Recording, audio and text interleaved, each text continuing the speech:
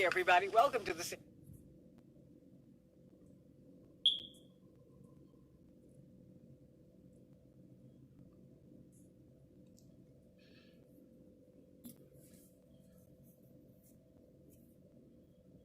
And then, of course, what's going on with Hillary Clinton and Bernie? Tulsi Gabbard is now suing Hillary Clinton. It seems like the centrists, the progressives, and the independent Democrats are having a bit of a dust-up.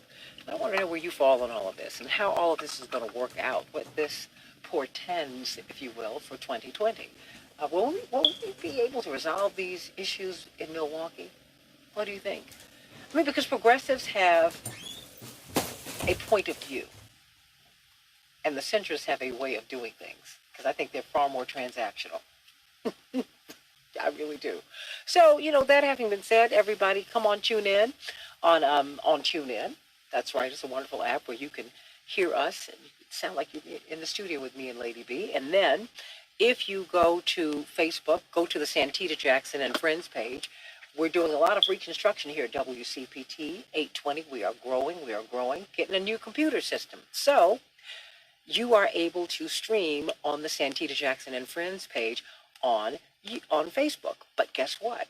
You get an even better view.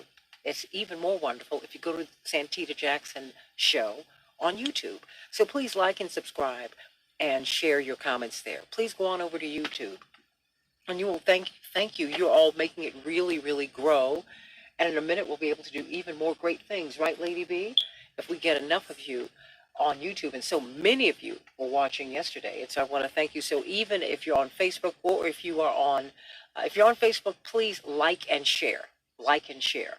When you go over to the Santita Jackson Show on YouTube, please like and subscribe and make your comments. Like and subscribe and make your comments. So just head on over to YouTube because we're growing more and more every day. And when you call us at 773-763-WCPT, you can also send a text. You can send a text. You can get in touch with us in any way, shape, form, or fashion. So, Chapearl, who's watching, and Tony, aloha, fabulous one. Bab, long enough. What you say? You're here long enough to say hi. You hope to return. Meet us over on YouTube on the Santita Jackson Show, and let's have some fun today. Lady B, how are you doing today? Doing good. I'm just upset it's snowing out there. Oh boy, it's snowing.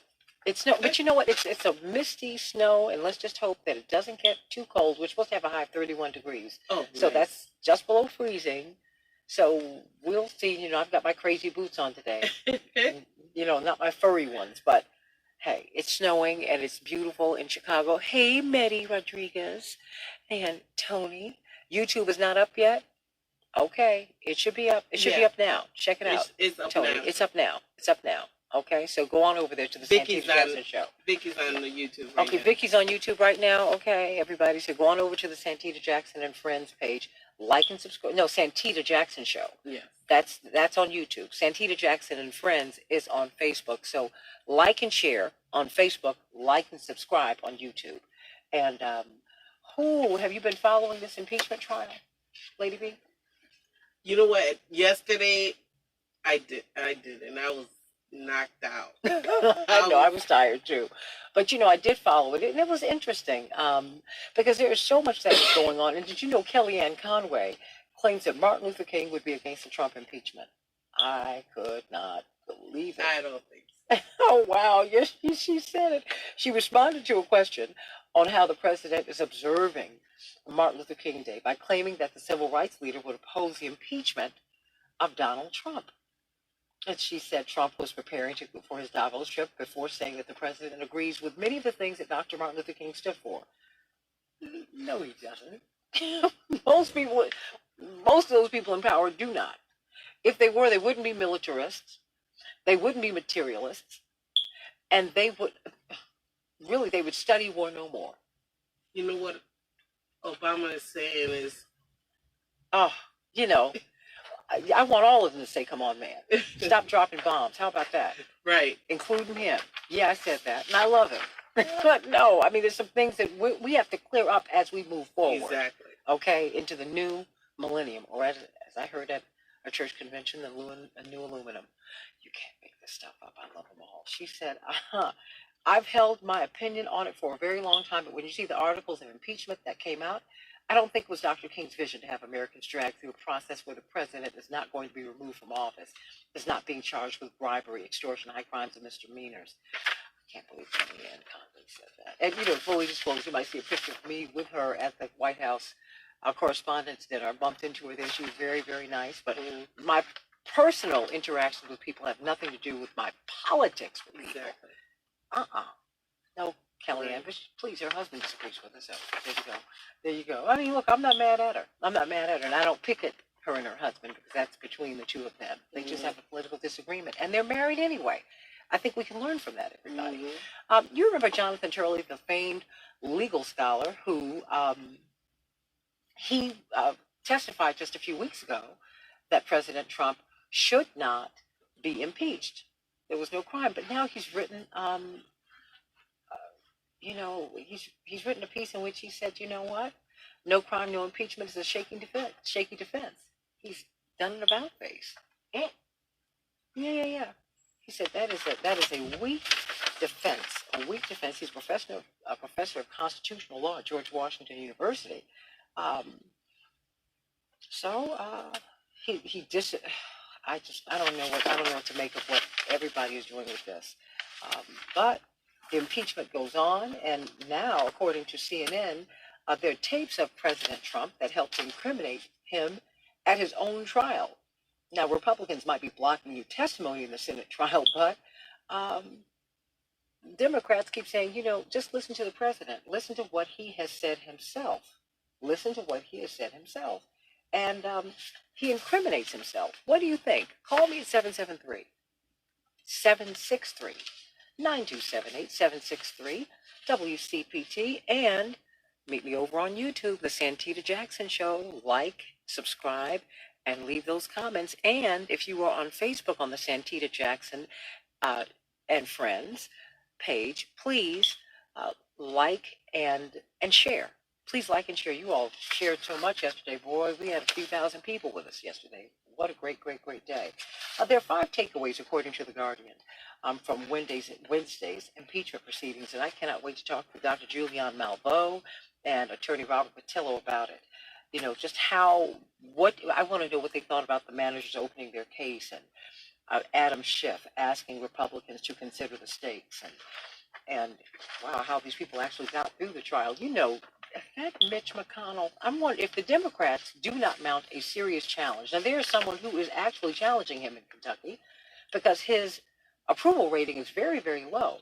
If Democrats do not pour money into this woman who is opposing him, shame on them. Because he is very beatable, as is Lindsey Graham. Did you know that, Lady B? He has an approval rating of about 39%. But in the meantime, everybody, the business of government has gone on. Now, President Trump, oh boy, do you know they have more than $1 trillion in overspending? Did you know that? More than $1 trillion. Yeah. Absolutely. And he's talking about cutting Medicaid. And all of these programs, these social safety net programs that he promised that he would not cut. He just said that at Davos. That's why the oligarchs at Davos actually like him now. Because he was always the president for the very, very rich. How about that? Well, the coronavirus, they have closed down a city in China, Wuhan. And people are very upset there. But do you know how many people live in Wuhan, China? Mateo, one of my interns. 11 million people. Can you imagine 11 million people being quarantined? Well, it's a sense of panic that has spread throughout the city, and it's in the center of China.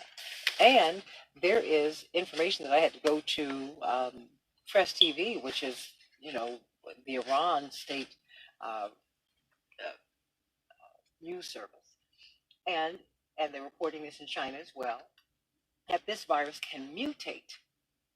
The virus, which has so far killed 9 people in China, originated in the central city of Wuhan, with a population of 11 million people, now has infected more than 400 people in 13 Chinese provinces and municipalities, including Beijing and Shanghai. It can spread from humans to humans, uh, but it's mutating. It's mutating. And they are screening people at Seattle, at the Seattle airport, at Los Angeles, at New York, and here. There are no borders in the world, everybody. There are no borders in the world. So, and now the doctors are using robot to treat the first known U.S. patient. They don't want anyone to get close to anyone who has that virus. What is that? Oh, wow. I don't even know what to say. I don't know what to say. Well, it turns out President Trump has weakened environmental laws after BP, the big oil company, lobbied in favor of his decision to dilute this legislation, which would make it easier for new projects such as oil pipelines and power plants to move forward with far less federal review. Unbelievable. New Jersey mandates severance pay for workers facing mass layoffs. That's a good thing. That's a good thing when these companies close without warning. At least now the workers are going to get some money. And did you hear about this really sad case? There was a ticket for this particular fare on Amtrak cost $16. But you had two people who used wheelchairs, and they were presented with a $25,000 bill. What? Yeah. So, I mean, and they had to fight not to pay the $25,000 to ride the train. Unbelievable. What happened to the Americans with Disabilities Act? What happened with that? Well, to show you what a crazy world we're living in, did you know that fewer than half of American adults know how many Jews were killed in the Holocaust? According to a survey published ahead of International Holocaust Remembrance Day, half of Americans don't know that 6 million Jews were killed in the Holocaust. But you know what? They don't even know what happened in slavery.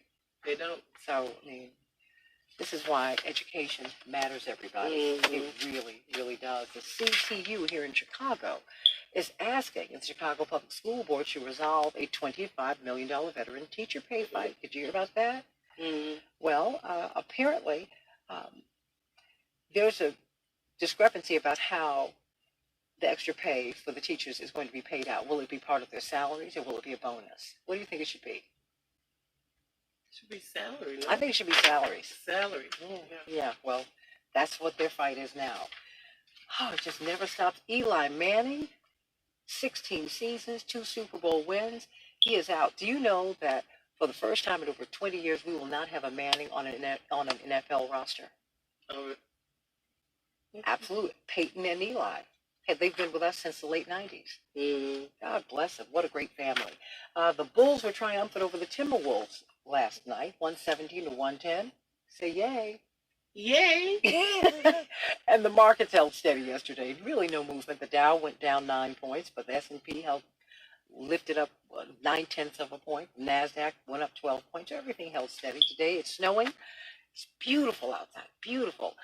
But wear those real boots, everybody. Okay, what about the impeachment? Are you watching it? Charles Ellison said something so profound yesterday. He said, you have a civic duty to follow this. And you really do. You really do. Adam Schiff has said, you know what, our republic, no less than that, is at stake. Do you think that's being overplayed? Do you have impeachment fatigue? I don't think you should. So, let me bring on Attorney Robert Patillo and Dr. Julianne Malveaux. Of course, Dr. Julianne Malveaux, President Emeritus of the Bennett College for Women, brilliant economist, and just a really great social and cultural critic and a nationally syndicated columnist. And of course, Robert Patillo, civil rights lawyer and radio host himself and part of the Santita Jackson Show family. Both of you, welcome to the show, WCPT 820, the Santita Jackson Show. Everybody, get on over to the Santita Jackson and Friends page on Facebook, like and share, and then go over to YouTube and like and subscribe and leave your comments there as well. How you doing, Dr. Malveaux and Attorney Patillo? I am doing wonderful. Wonderful. How are you? No, you all just Breakfast. Bless your heart. Let me start off with you, Attorney Patillo. Tell me, what are we to make of this so far? Is this Is this just, should we be bored by this? Should we be fascinated by this? Do you think that uh, Congressman Schiff is really just, do you think that he's overstating it by saying that our republic is at stake? No, I don't think that he's overstating it at all, because the issue of us being bored by this is that important things are usually boring.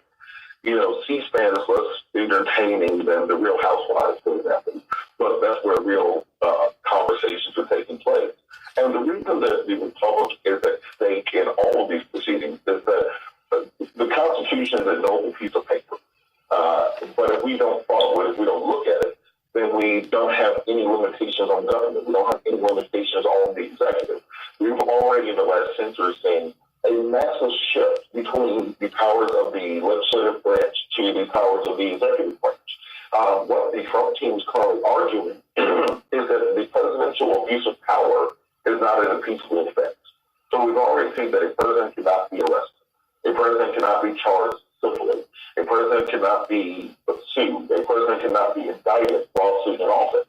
So if we go along with the Trump team's analysis, that would mean that for abuse of power, for obstruction of Congress, that he should not even be impeached or removed from office, which is the sole way the Constitution puts in place to control or to threat an out-of-control executive. So if we set this precedent that it's fine for a president to abuse power, well, then going forward, power feels statutes. So we're going to see increasingly and increasingly strong executives to the point that Congress becomes an advisory council and everything is simply run out of the executive office. So absolutely, the concept of our republic is already teetering. This is almost the point that might push over to the other side. Let me ask you this: Do you think that? What do you think this partisan lock? Because Republicans, it seems like they are really working to protect the president. What does that say? What does that say about the Republic? No, what? So, like, for respect the Constitution, all you have to do is look at 45 at Davos at the World Economic Forum. He, first of all, spent all this time bragging about the economy, which means we now have a, as you said, $1 trillion deficit. This is crazy. But he bragged all that time. Then in the press conference the next day, he said, oh, we have the documents, so we won't give them to them. Now, having said that, he said many things on the record, recorded, that suggest that he has total contempt of Congress. But as much contempt as he has, what he doesn't have is any respect for the Constitution. And the Republicans care about him more than the Constitution. Remember that Republicans crossed the line to impeach Richard Nixon. He didn't get impeached because he resigned first. But I don't see more than 3 or 4 Republicans who are willing to cross the line on 45. Yeah. I mean, our basic civic system is checks and balances. So you have a tripartite government that's equal. But this man believes he should not be checked, ever. But you know what, increasingly, and as we go to this break, I want you all to come back and answer this observation, just really speak to this observation. Increasingly, we've seen presidents try to really make the office more powerful and really upset the balance between this tricameral form of government. The legislative, judiciary, and executive branch are supposed to have equal weight. They check each other. But more and more, we are seeing this not be the case. And what will that mean? What will that mean long term? Two of the most brilliant minds that I know of. We're going to be talking with Dr. Julianne Malveaux, President Emeritus of Bennett College for Women, nationally syndicated columnist, brilliant economist, and of course, brilliant civil rights attorney and radio host, and humanitarian, I must say, attorney Robert Patillo. In the next hour, we're going to be talking about Hillary Clinton and this wound that she appears to have reopened with Bernie Sanders and his supporters. And Tulsi Gabbard, whom she calls a Russian asset, is now suing her for $50 million. What do you think about that? How are we going to get out of Milwaukee and win in 2020? Back in a minute.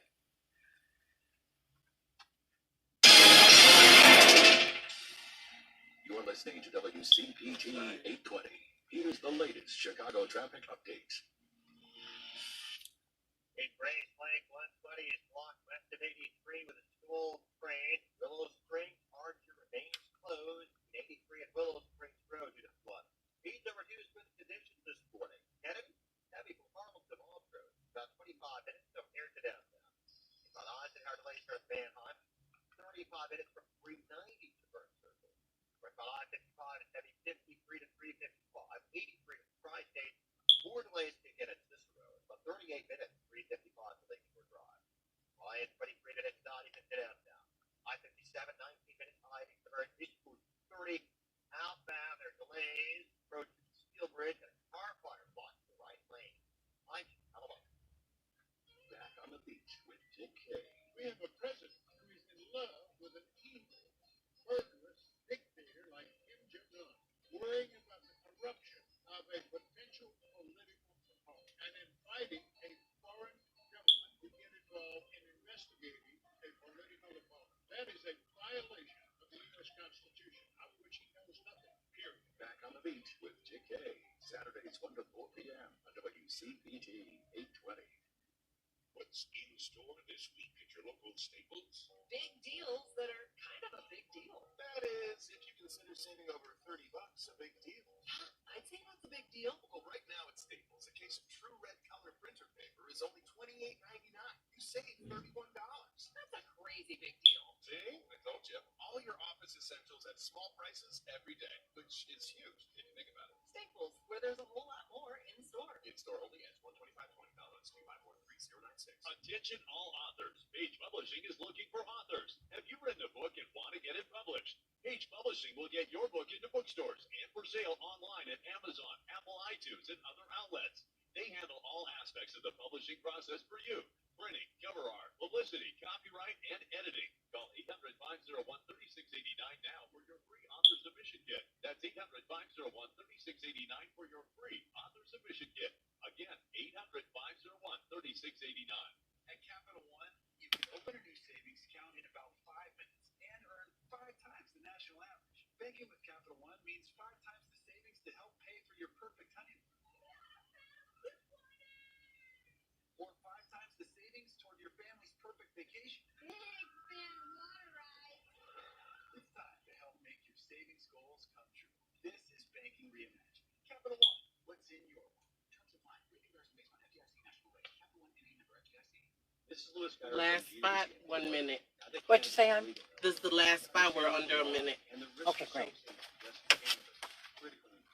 Under the Cannabis Act, you can legally ingest marijuana only in a Hey, 40. 40 subscribers. Oh, yay. Okay, that's great. That's great. Okay. Boy. So if your employer has a zero tolerance drug and alcohol policy, Whew.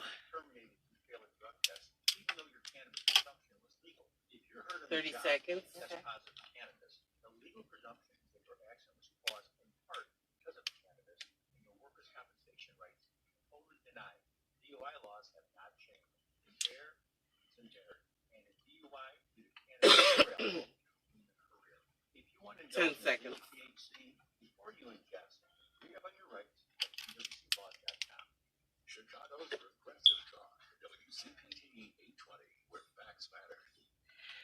Hey, everybody. Welcome back to the Santita Jackson Show on WCPT 820. Please join us over on YouTube on the Santita Jackson Show. We're getting more and more subscribers every day. Please like and subscribe and share your comments.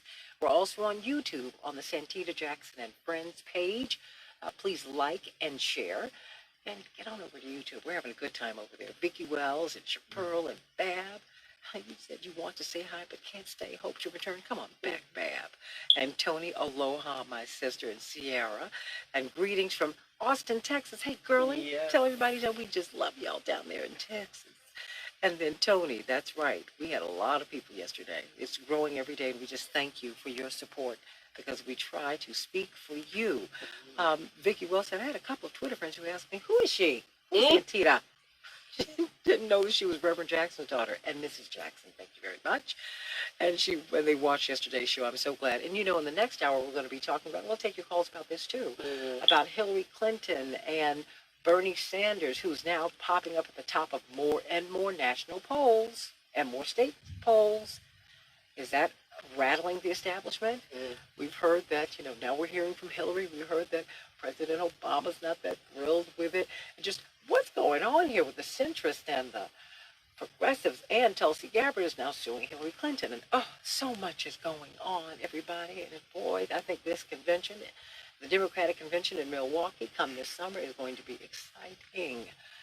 In the meantime, we're talking about this impeachment. And I think the pace of it, Attorney Robert Patillo and Dr. Julian Malveaux. First, you, Attorney Patillo. I think the pace of it was designed by Mitch McConnell to keep us disengaged, right? I mean, who wants to watch this for 12 hours? I mean, the procedures in any lawmaking body, and particularly a deliberative one, that's how they fancy themselves in the Senate, it'll bore you to tears. It's like watching paint dry in a humid room.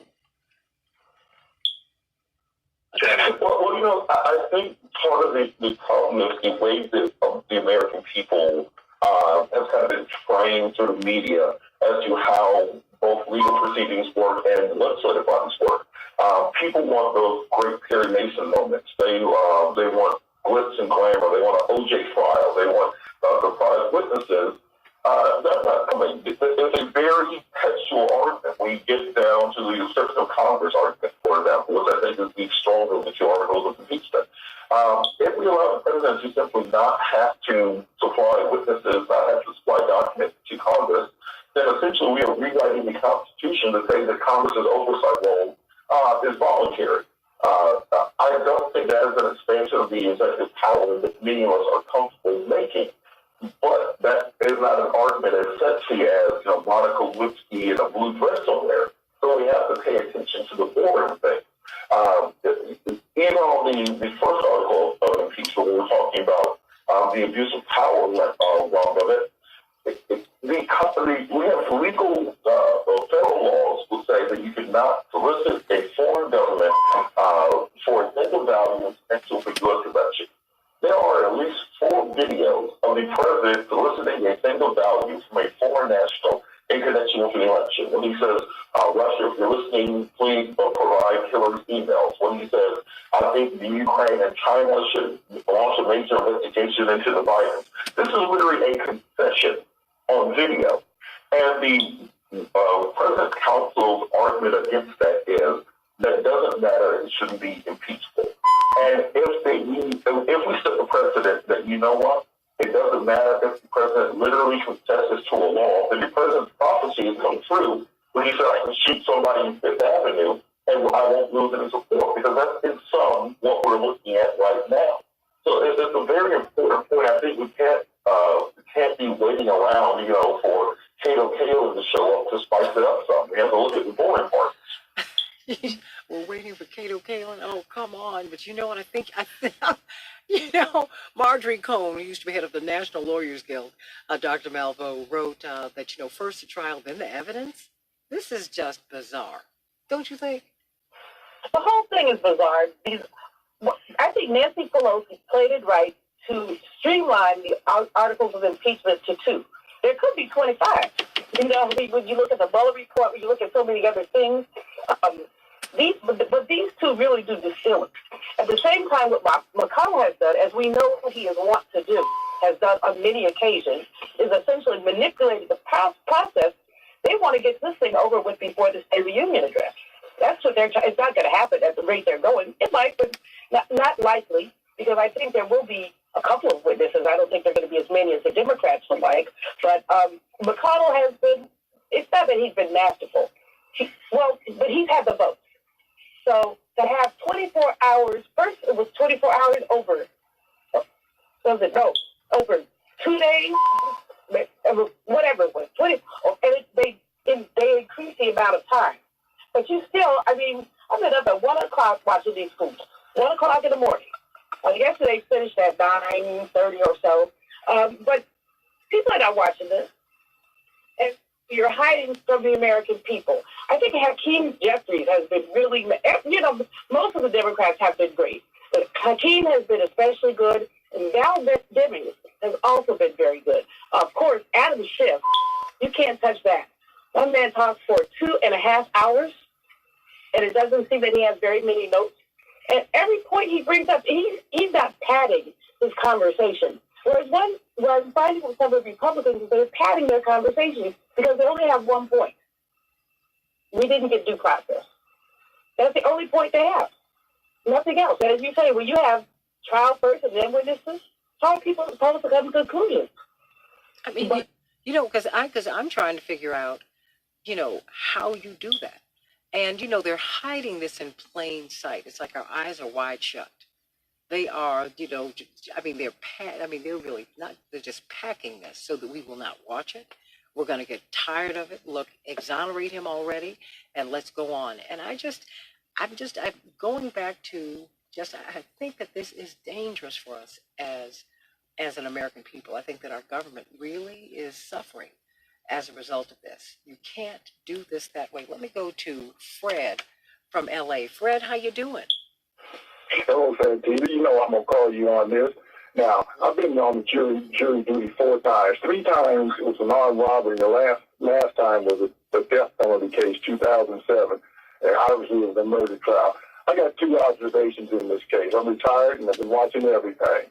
Okay, the Democrats say that Donald Trump was trying to dig up dirt on his political rival for the 2020 election. There's a couple of things wrong with that. Number 2, there's no guarantee that Joe Biden is going to be the nomination. It could be Sanders.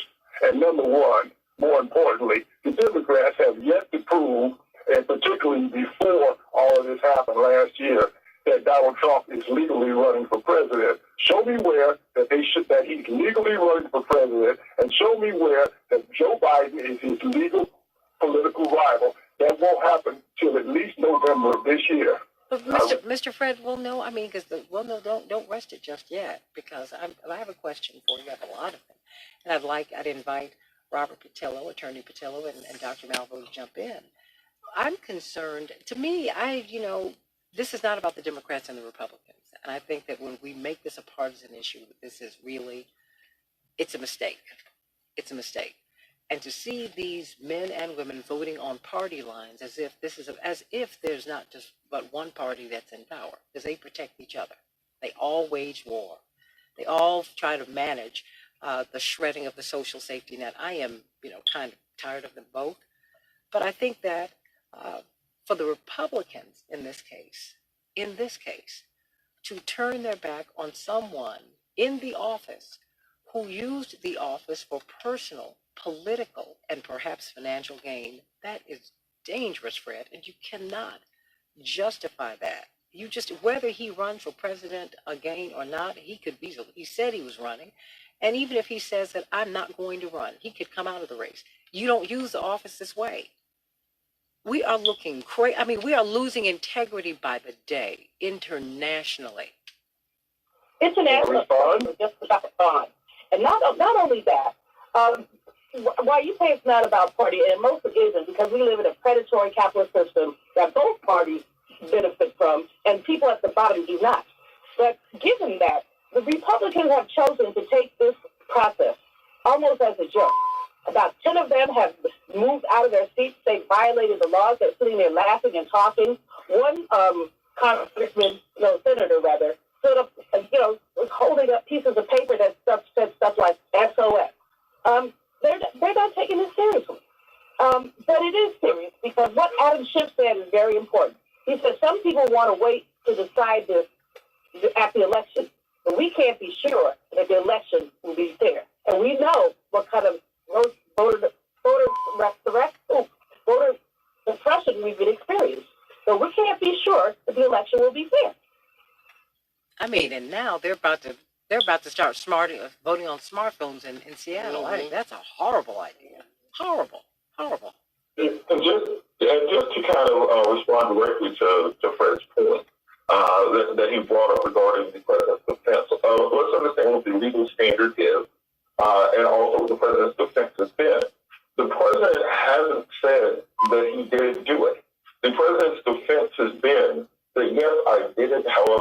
not be impeachable.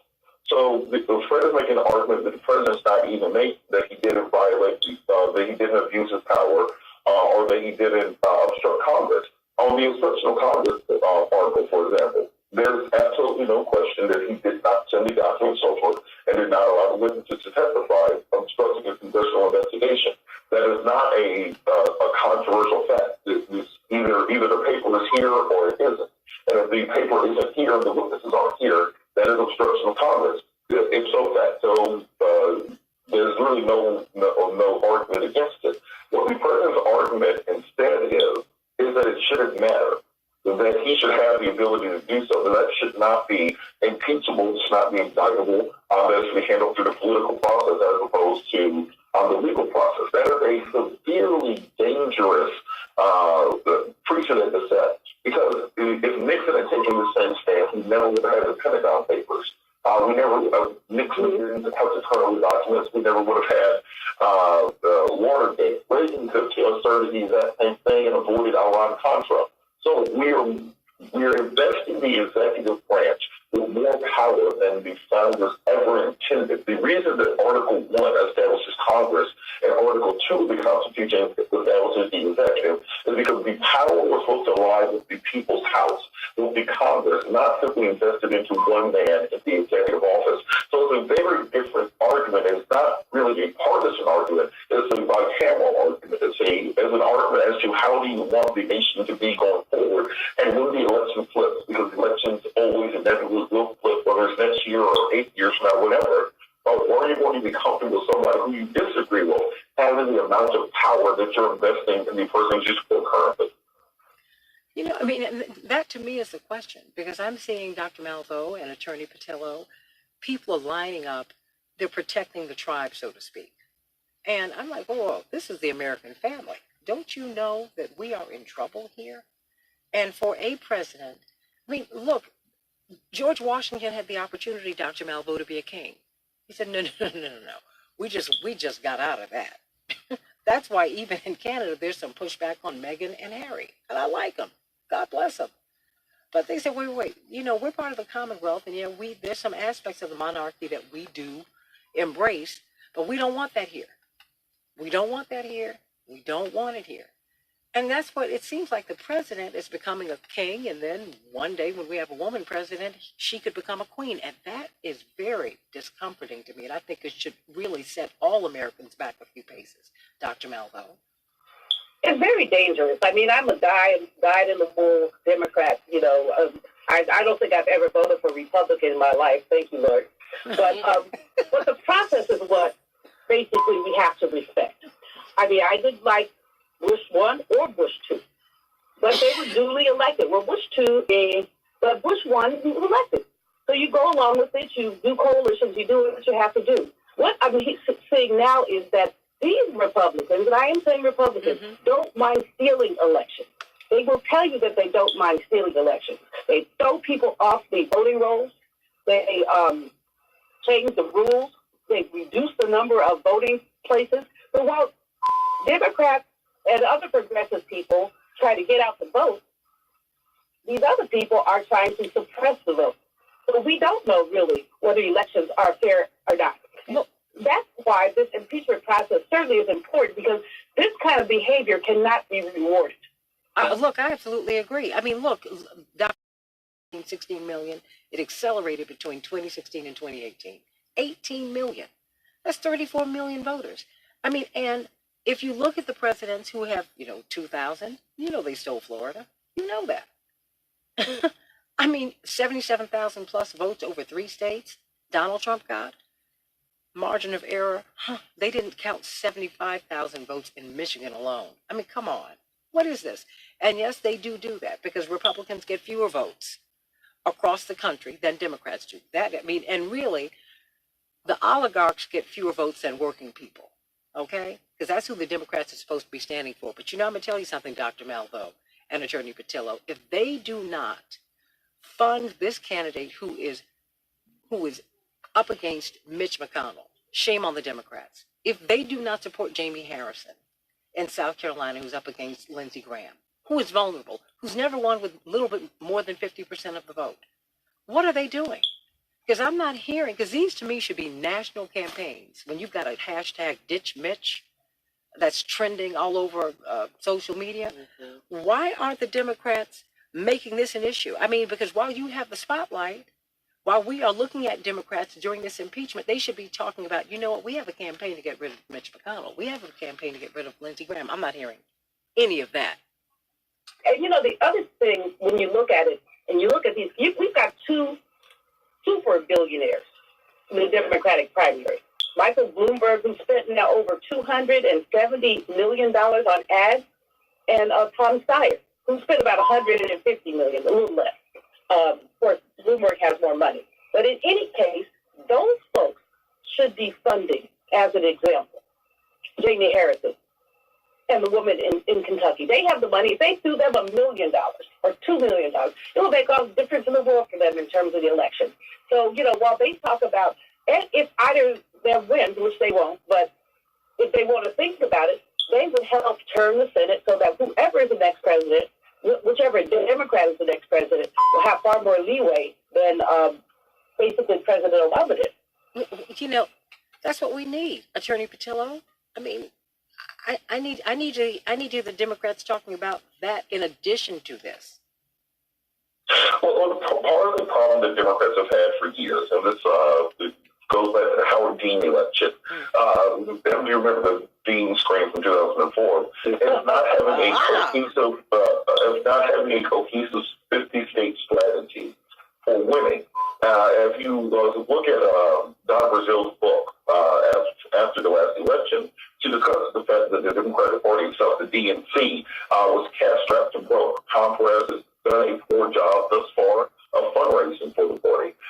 Many of the, and now what we're seeing is many of the uber-rich and ultra-billionaires have come to the realization that, hey, you know what, instead of simply funding campaigns, instead of making donations to the DNC, I can do what Trump did. When you become a billionaire, you become egotistical. And when one crazed, quote-unquote, billionaire becomes president, now it's almost a pissing contest between these guys. Saying, well, look, I've got more money to spend on this empire is bigger. I should be able to do the same thing, if not more. So Democrats have to do some real soul searching about exactly what they want the party to be. What are going to be the true values of it? Are we going to? It's hard to have a big tent when you don't really establish what the real underlying underpinnings are. We don't hear Democrats talk much about union rights people. They don't talk about poor people's rights. If you look at all of the debates through the entire fall, I don't think Social Security came up one time. I don't think education, K through 12, came up one time. If the party is simply going to be about making promises that they don't really explain to the American people, that's how you end up not having down ballot candidates who are able to fundraise, who are able to win. You can look across, even if you go down to Senate, down from House to the state level legislators, you'd be amazed how many majority African American districts, particularly in the South, have white Republican representatives because we don't organize on the state level, even the city level. We lose not because of being wrong issues, we lose because of a lack of coordination and a lack of these fundamental infrastructure. And that's what Republicans excel at. As I said, the boring part of politics is what wins. That's Republicans have mastered. But you know what? I tell you, and Julianne Malveaux was not only a witness to this, she was a participant in this. There is a model for us to win. The fact is, Reverend Jackson did not get he got 3.5 million votes in 1984, right, Julianne? And you know what? It's because he registered 2.5 million of them. He brought, and then he registered, I think, 5 or 6 million more for 1988. I mean, he brought all of these millions upon millions. I mean, I'm not seeing, and you know what, in between campaign cycles, up until 2008, all he did was register people to vote. And that is not happening now. I don't know how the Democratic Party went broke after 2008. Barack Obama raised $1 billion. How do y'all go broke? I mean, that did not happen on Hillary's watch. Well, they raised a lot of money, but he didn't raise as much as they asked him to. Really, he could have done better by the party, especially when you see how he got shellacked in 2010. We came in with a solid Democratic, basically supermajority. We have the House, we have the Senate, we have the White House.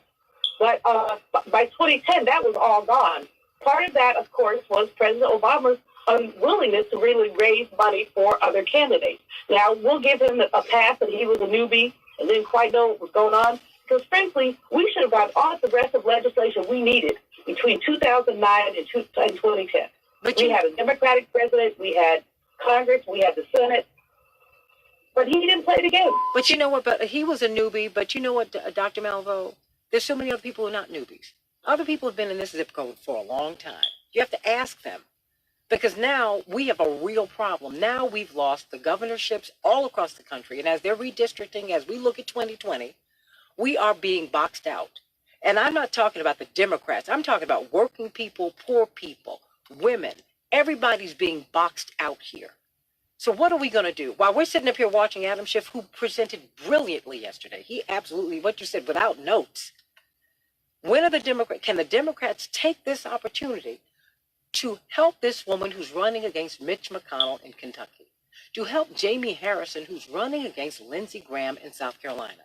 In the next hour, everybody, we're going to be talking about Hillary Clinton and these comments that she made about Bernie Sanders, and it's angering Bernie Sanders supporters. Why would you want to do that? I don't understand that. Now Tulsi Gabbard's mad. She's suing over $50 million. I have a couple of minutes before we go to break. Let me start off with you, Dr. Malvo, and then you, Attorney Patel, are taking us out. Dr. Malvo, this minute belongs to you. You know, Hillary Clinton just needs to sit down. I'm so disappointed in her. I've always been a Hillary fan. But the fact is, it's like, get over it. Just get over it. If Bernie prevails, he prevails. If he doesn't, he doesn't. But these comments are not really very helpful.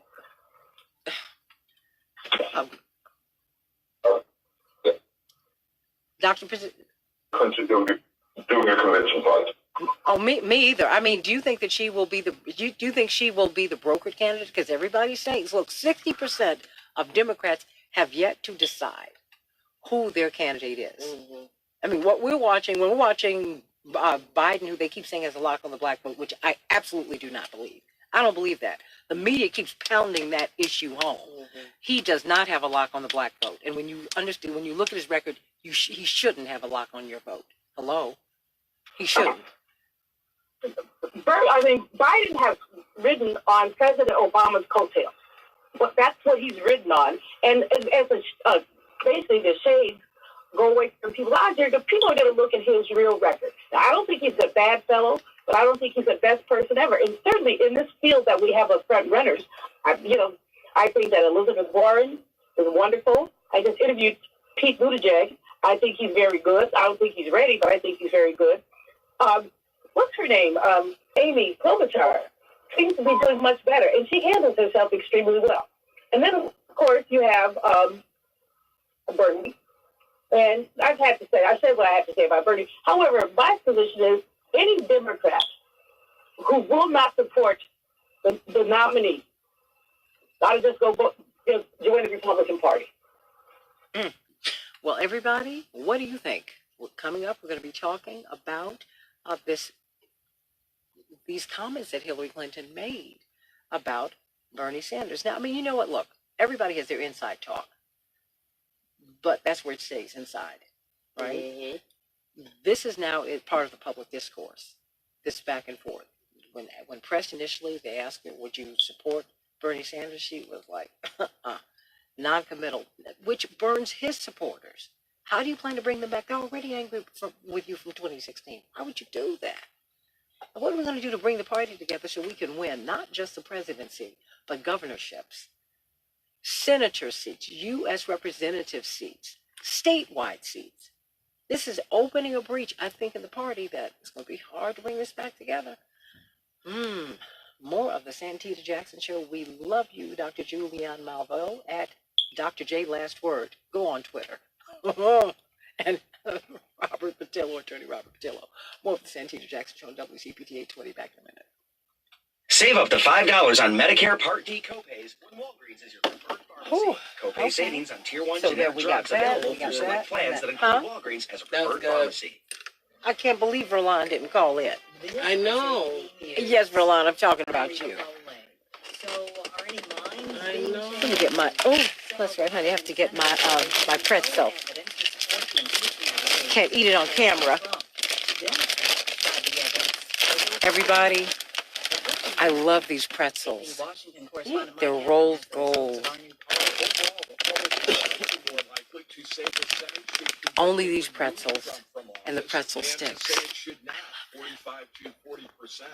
But a sizable percentage, 14%, say they don't know enough to have an opinion. Today, Democrats will continue trying to convince Republicans in the Senate that the president should be removed from office. California Congressman Adam Schiff, head of the House I feel like prosecutors this. in President Trump's trial, says Trump and his administration put intense pressure on Ukraine.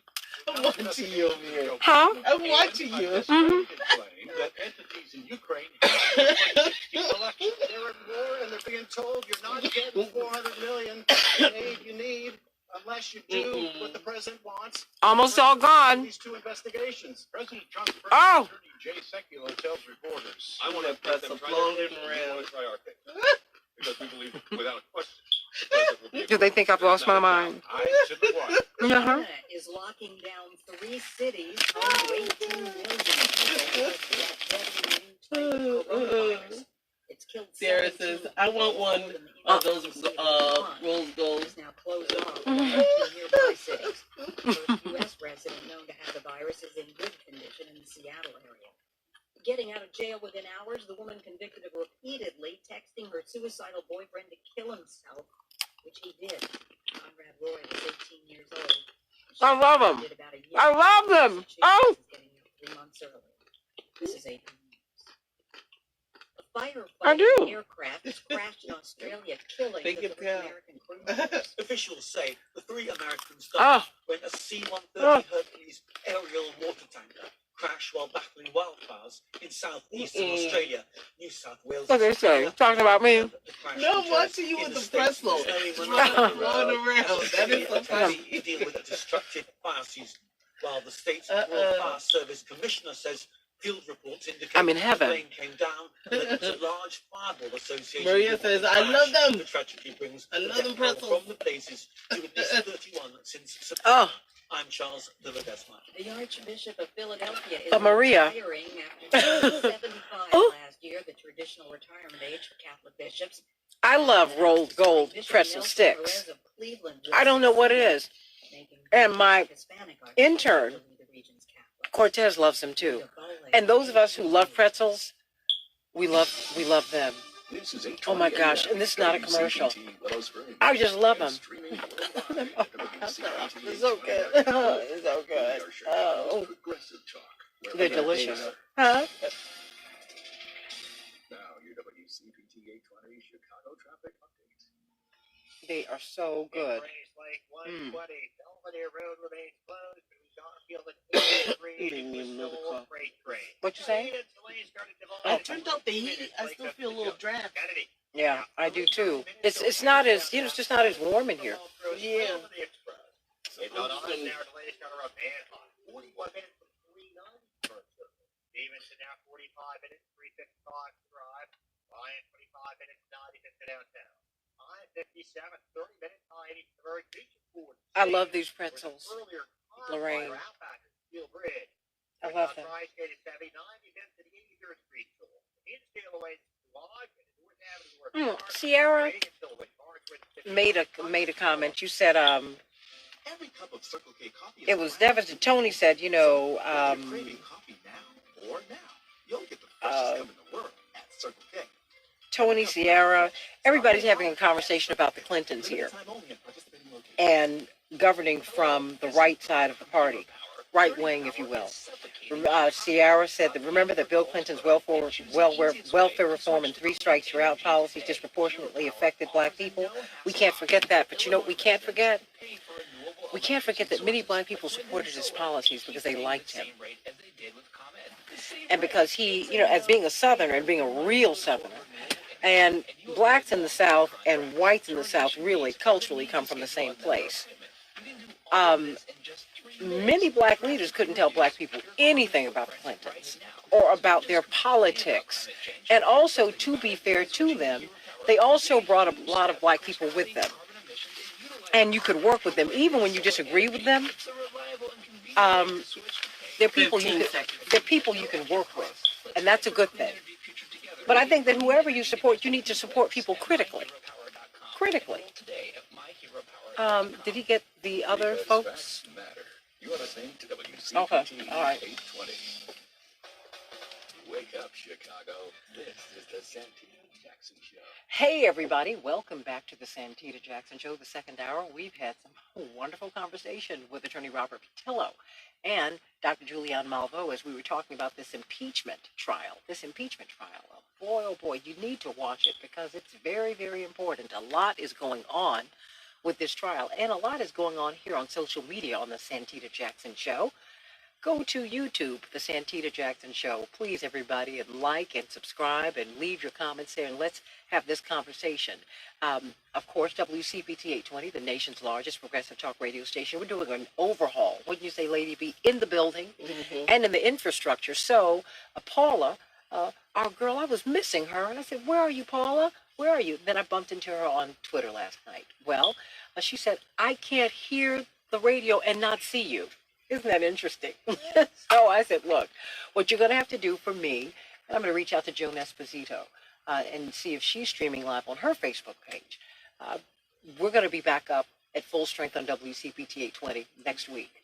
And so I want you to, you all stream with me on the Santita Jackson Show every day on WCPT. So please do that. That's how you can see me and see Lady B. And we have Mateo in here, and Cortez is taking a bit of a break today. He'll be back. And then, and Nikos is on the other side of the glass. And then we want you to call us at 773-763-9278, 773-763-WCPT, and go to TuneIn, a wonderful app that sounds as if you are in studio with us, and go to YouTube, the Santita Jackson Show, so that we can... and like and subscribe. All this like, share, like, subscribe. You like and share on Facebook. You like and subscribe on YouTube. Go to the Santita Jackson Show. And we're going to be talking about this fight between Hillary Clinton and Bernie Sanders. It seems like there are still some residual bad feelings from 2016 on both sides.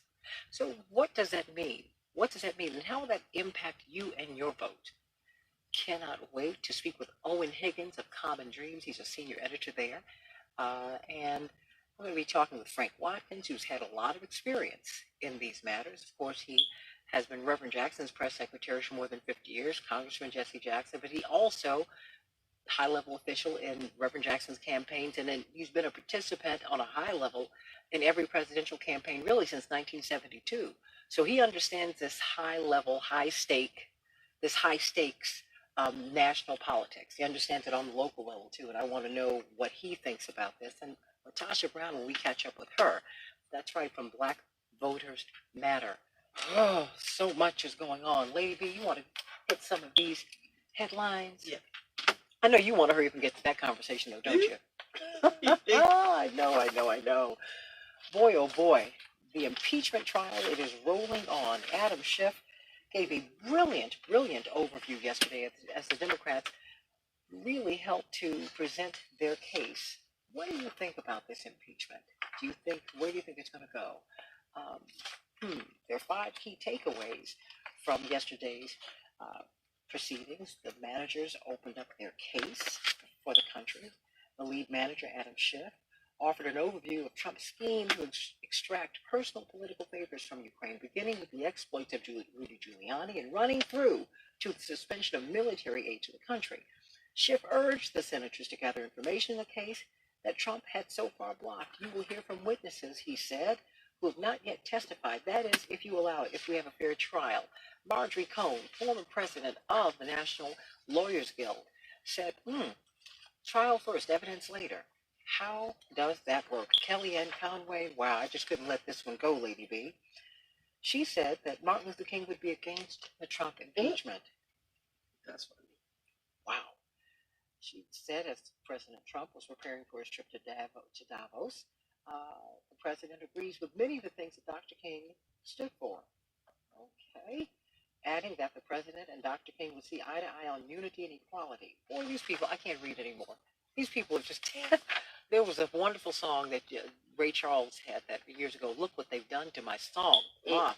Look at what they've done to Dr. King, what they're trying to do. Jonathan Turlington, a noted legal scholar, professor of constitutional law at George Washington University, who argued against the impeachment just last month. He now has said, in a brilliant piece on the BBC, no crime, no impeachment is a shaky defense. Isn't that interesting? Well, not so fast. It was kind of fast, but he said, I don't know, now I don't know what to make of what he said when he testified before Congress. What do you think? I don't know. Well, according to CNN, President Trump's tapes are helping to incriminate him at his own trial. They said, just listen to it. Just listen to him. In the meantime, President Trump said, who the HE double hockey sticks cares about the budget? That's right. And he has told the people at Davos, guess what? That he's going to make cuts to Medicaid, Medicare, et cetera, et al., the social safety net. He said he wasn't going to be that kind of Republican president, but he told the oligarchs in Davos, yeah, that's what I'm going to do. The coronavirus, panic and anger in Wuhan, as China has ordered a city of 11 million people to be shut down. Wow. Wow. And according to Press TV, this mystery virus can mutate as countries move to prevent the spread. We're trying to prevent the spread here in the United States. But we just saw that the coronavirus outbreak, doctors have used a robot to treat the first known U.S. patient. Doctors have been using a robot to treat the first person known to have been admitted to a hospital in the United States with a new strain of the coronavirus as part of an effort to prevent the spread of the disease, which has killed at least 17 people in China. That's right. It's already here. It's already here, everybody. So, you know what? Our Bulls were triumphant over the Timberwolves last night, 117 to 110.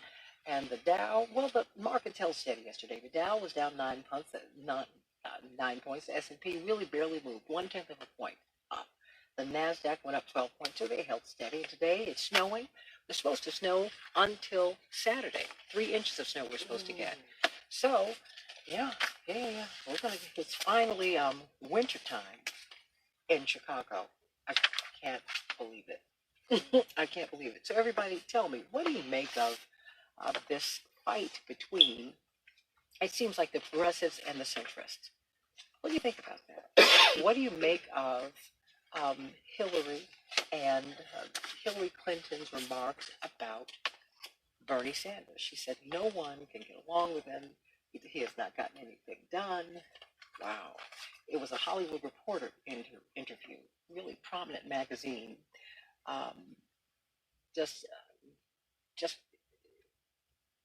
And she was very straightforward. I'm getting some direct messages, and they're saying that there's some humming. So let's just find out what that is. She said, quote, it's actually in a documentary that premiered at the Sundance Film Festival. And she said, quote, of Bernie Sanders, quote, nobody likes him. Nobody wants to work with him. He got nothing done. He was a career politician. It's all just baloney. And I feel so bad that people got sucked into it. Asked by the Hollywood Reporter recently if the assessment that she made in the movie still held, she replied, yes, it does. Wow. How do you think this is going to, what do you think this is going to, how will this impact the party? How will this impact you and your vote? Tell me, 773-763-WCPT, 773-763-9278. Hillary Clinton also said of Tulsi Gabbard, she's a Russian asset. And Tulsi Gabbard said, I'm suing you for defamation of character, $50 million. So, wow. I'm just trying to find out, where are we? What do you think is going to happen here? What do you think is going to happen here? And how will this impact 2020? How will this impact the convention? What if we don't have a consensus candidate by June? What? There's so much that is going on. We've got Latasha Brown from Black Voters Matter, Harvard Fellow. So proud of this woman. She's doing so many great things. Frank Watkins, brilliant political strategist, has been partnered with Reverend Jesse Jackson for more than 50 years. And he's been involved in every major presidential campaign at the highest level since 1972. Politics, he knows this. And we've got someone new to the show. We've got Owen Higgins, senior editor at Common Dreams. You know, I get their headlines every day. You know, I love Common Dreams, and I encourage everyone to read it. Okay, everybody, let me start with ladies first. Latasha Brown, and you're registering people to vote, and now you got this. You got a fight in the Democratic Party. Welcome back to the show, my dear sister. Good morning. It's good to be here. You know, it's interesting. I've been spending a lot of time lately.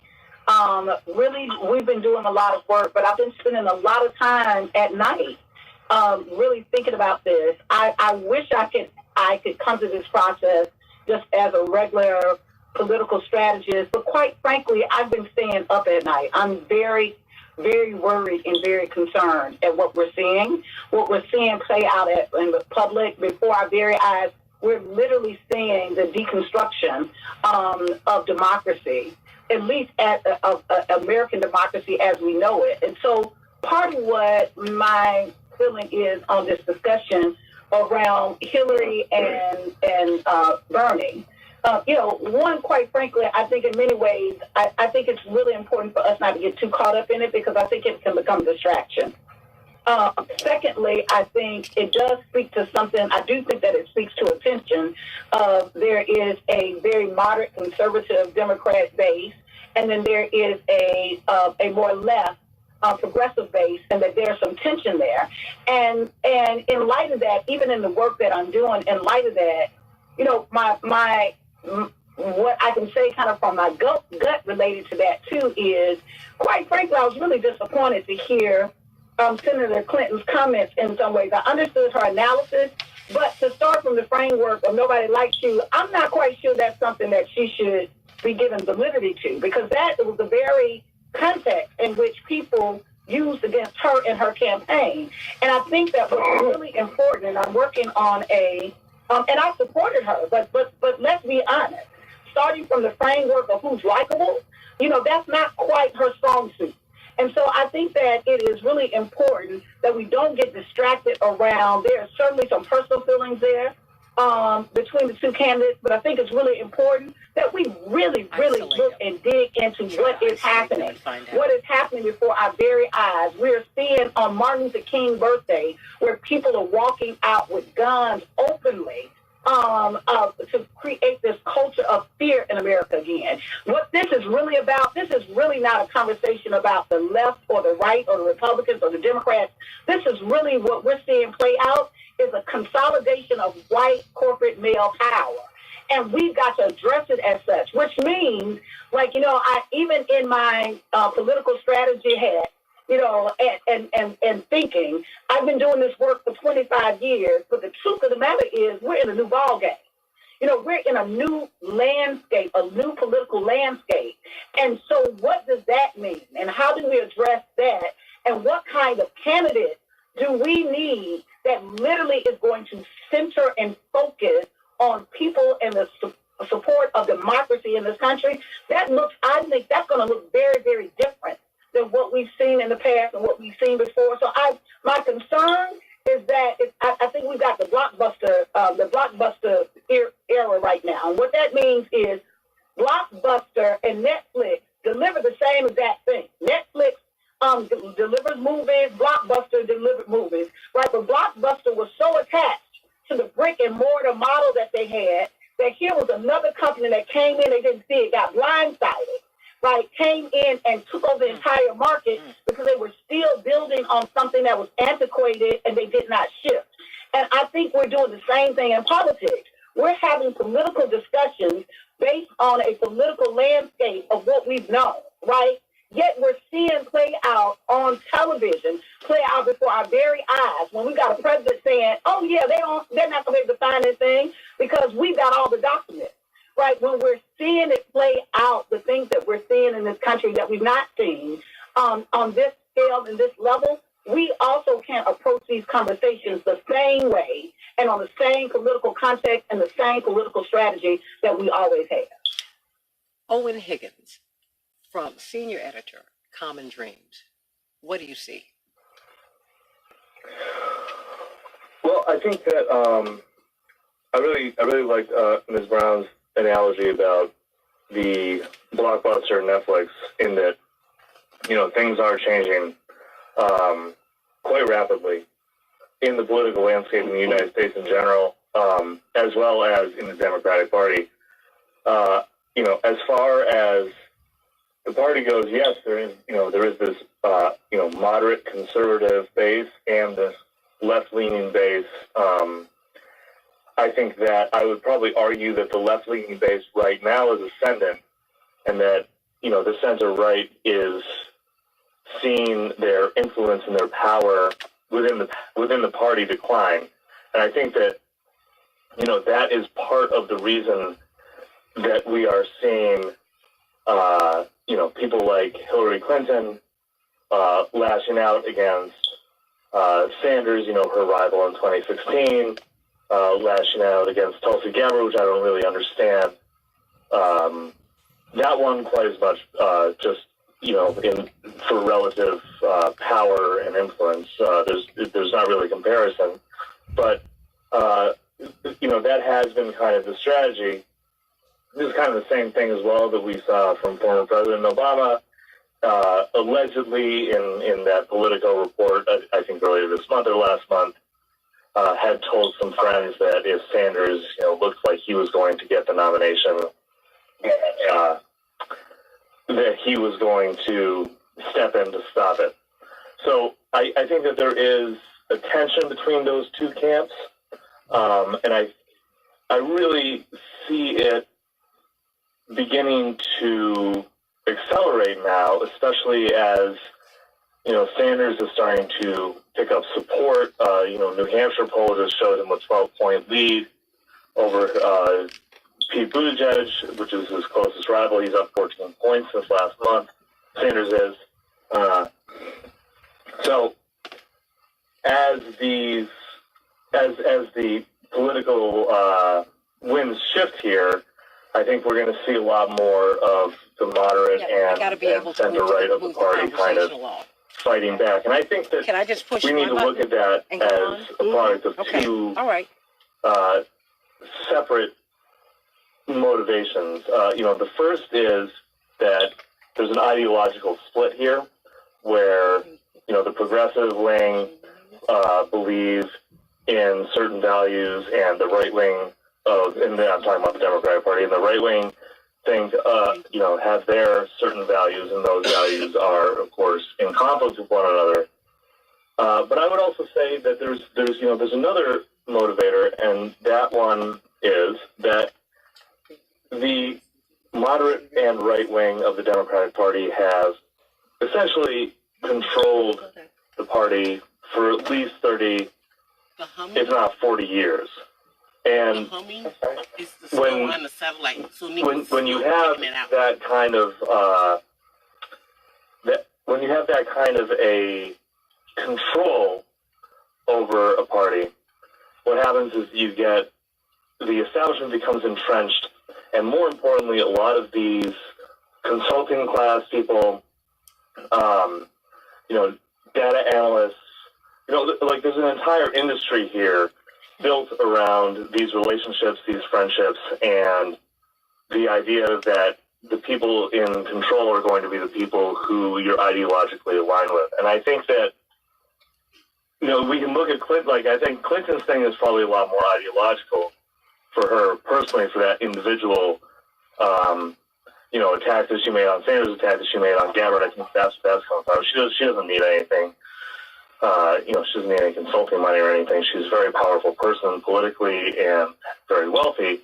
But there is this entire class of people behind her who have their entire careers are built on the idea that this kind of moderate and right wing of the Democratic Party is always going to be ascendant, and that they have to then kind of tailor their jobs and their ideology to that. And seeing that disappear, I think, is motivating a lot of this split that is ongoing.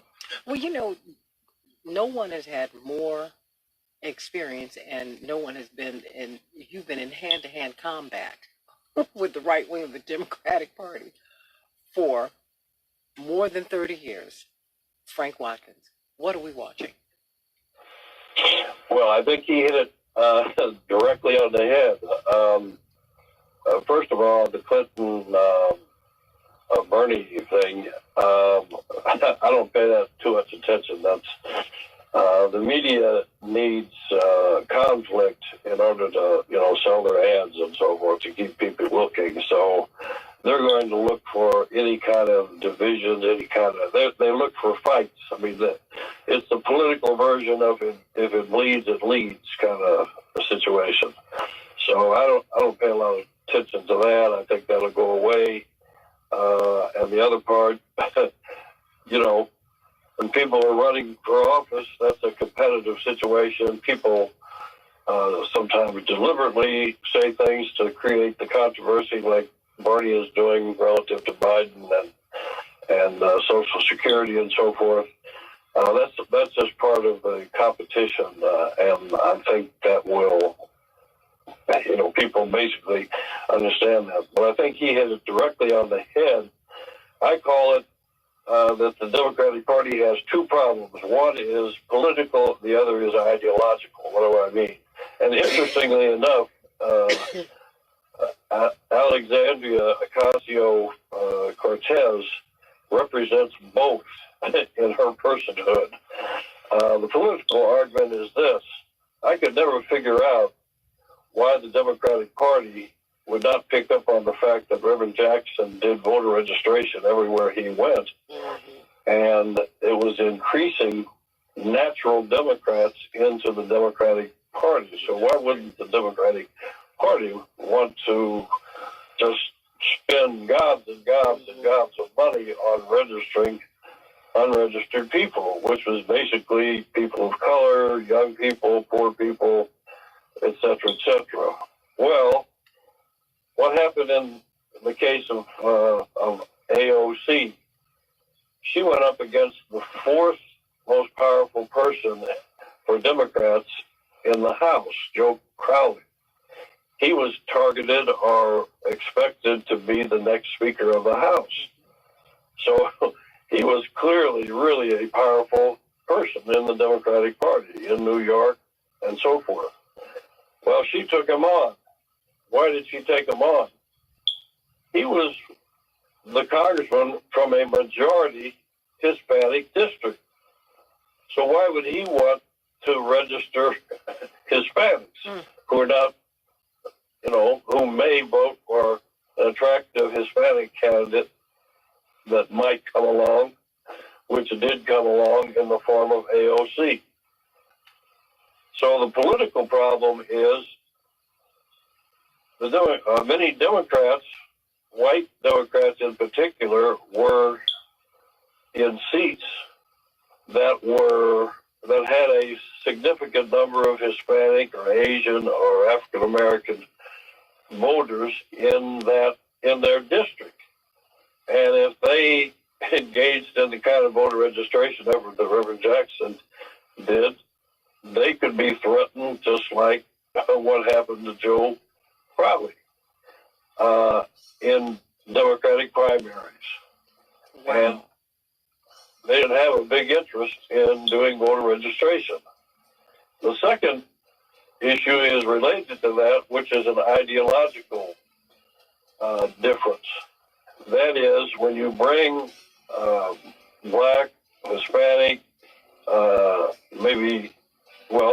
even Hispanic, even Asian people and Native American people into the political process, what is it that they need? Their needs are a little different than what Joe Crowley perceived. They need education and more of it. They need more job training. They need health care because they're either without health care or have inadequate health care. What do they need? They need safe, sanitary, and affordable housing.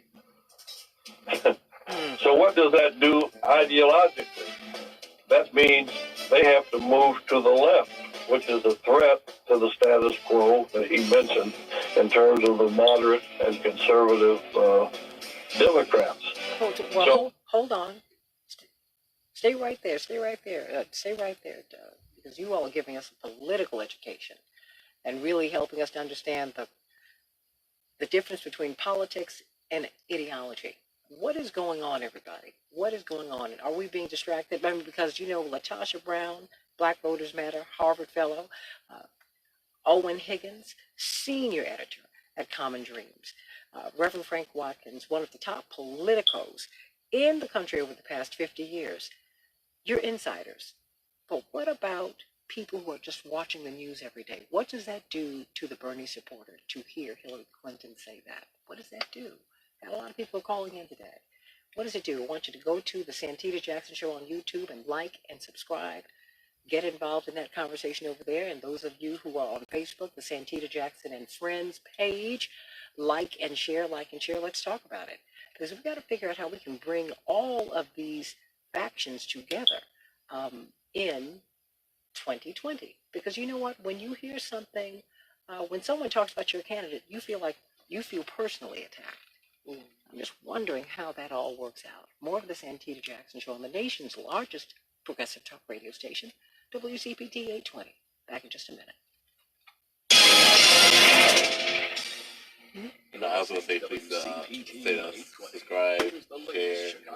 What'd you say? Say it, honey. Say it out loud. Subscribe, share, and everything. Okay, well, share on Facebook, but subscribe on YouTube. Okay, everybody, so those of you who are watching on Facebook, remember, like and share when you are on, I said that a little earlier, when you are on YouTube, like and subscribe, and leave comments on all platforms, okay? Like and subscribe on YouTube, like and share on Facebook. Whew, this is a lot.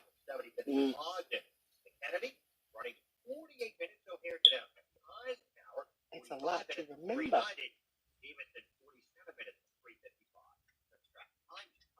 Okay. Around the town, Chicago, with Al Betzlaff. One thing that I've always said is seeing a play again doesn't mean you're seeing a play again. When you see a movie and you see it again, it's the same movie. But when you have a different director, a different cast of characters, and a different stage, everything changes. It's a new production. Vicky well said. Right? Pretzels might be the only thing that gets me through this mess of the Trump party. Look, I love these pretzels. I love them. I do. But I'm going to have to push back on them, Vicky, because I got to go low carb for a minute. Woo! Oh, my gosh. I'm getting myself geared up for it, you guys.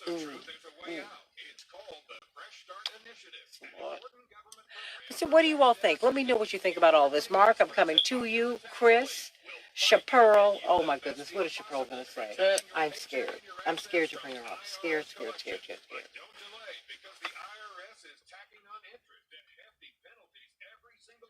But you know, I think this might be the short for tomorrow. Yeah. I was looking at that. Mm-hmm. Okay, I'm about to get something to drink real quick. Some sweet tea.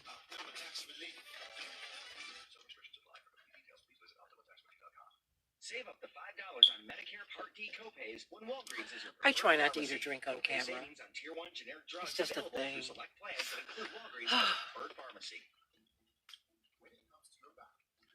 Are you all in Chicago, or are you someplace that's cool, cold? Are you in New York? Some of you, well, who's in Texas? Is it Sierra? Are you in Texas? Oh my gosh. Oh. It's very pleasant in Chicago today, but it's snowy. And it's that fine snow that when it gets cold, it's going to be nothing but ice on your sidewalk. It's going to, oh. Stomach issues. For me, it's intense gas, pain, or diarrhea, sometimes all at once, over and over. I spent years with the symptoms, but never figure it out. Okay, so everybody here on Facebook, remember to like and share as you leave your comments, but like and share the broadcast. And please go on over to YouTube, to the Santita Jackson Show, and like and subscribe and leave your comments there as well. We're having a good time. Everybody's over on YouTube. Over on YouTube now, right? Yeah. Not everybody, but a lot of you are over on YouTube. So I'm grateful for that. So let me go on. I'm on both places. I'm trying. You guys, this is hard to do while I'm trying to listen to the questions and all of that. I'm trying to listen to you. Do all of this while you are. You tell me nothing. Okay. Chicago's progressive talk, where facts matter. Hey everybody, welcome back to the Santita Jackson Show. I'm on YouTube, the Santita Jackson Show. You can like and subscribe, and please tell all your friends about it and leave your comments there. Join the conversation. We're also over on Facebook on the Santita Jackson and Friends page. Like and share. Tell all your friends about it. We had quite a day. We've had quite a few days. Lady B, Mateo, and Cortez, and Nikos. People are liking and sharing and subscribing, and we love it, and we are so appreciative for your support. Got a lot of calls coming in, as it's like we're getting a poli-sci class, political science class from Professor Frank Watkins.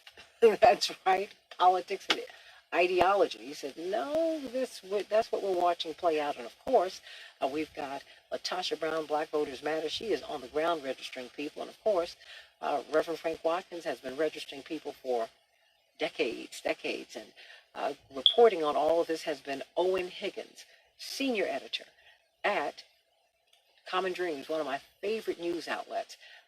Frank Watkins, I want you to close your thoughts before I go to some of these callers, because people want to weigh in. I don't want to make any more comments. I want people to speak with you. Politics, ideology is I would say this is a distraction, but for people who, this, and we've seen candidates, one or two up close, who people really identified with and who were beloved by their supporters. When people talk about Bernie Sanders, they take that personally. They do. And I'm just wondering what kind of calculation was made here.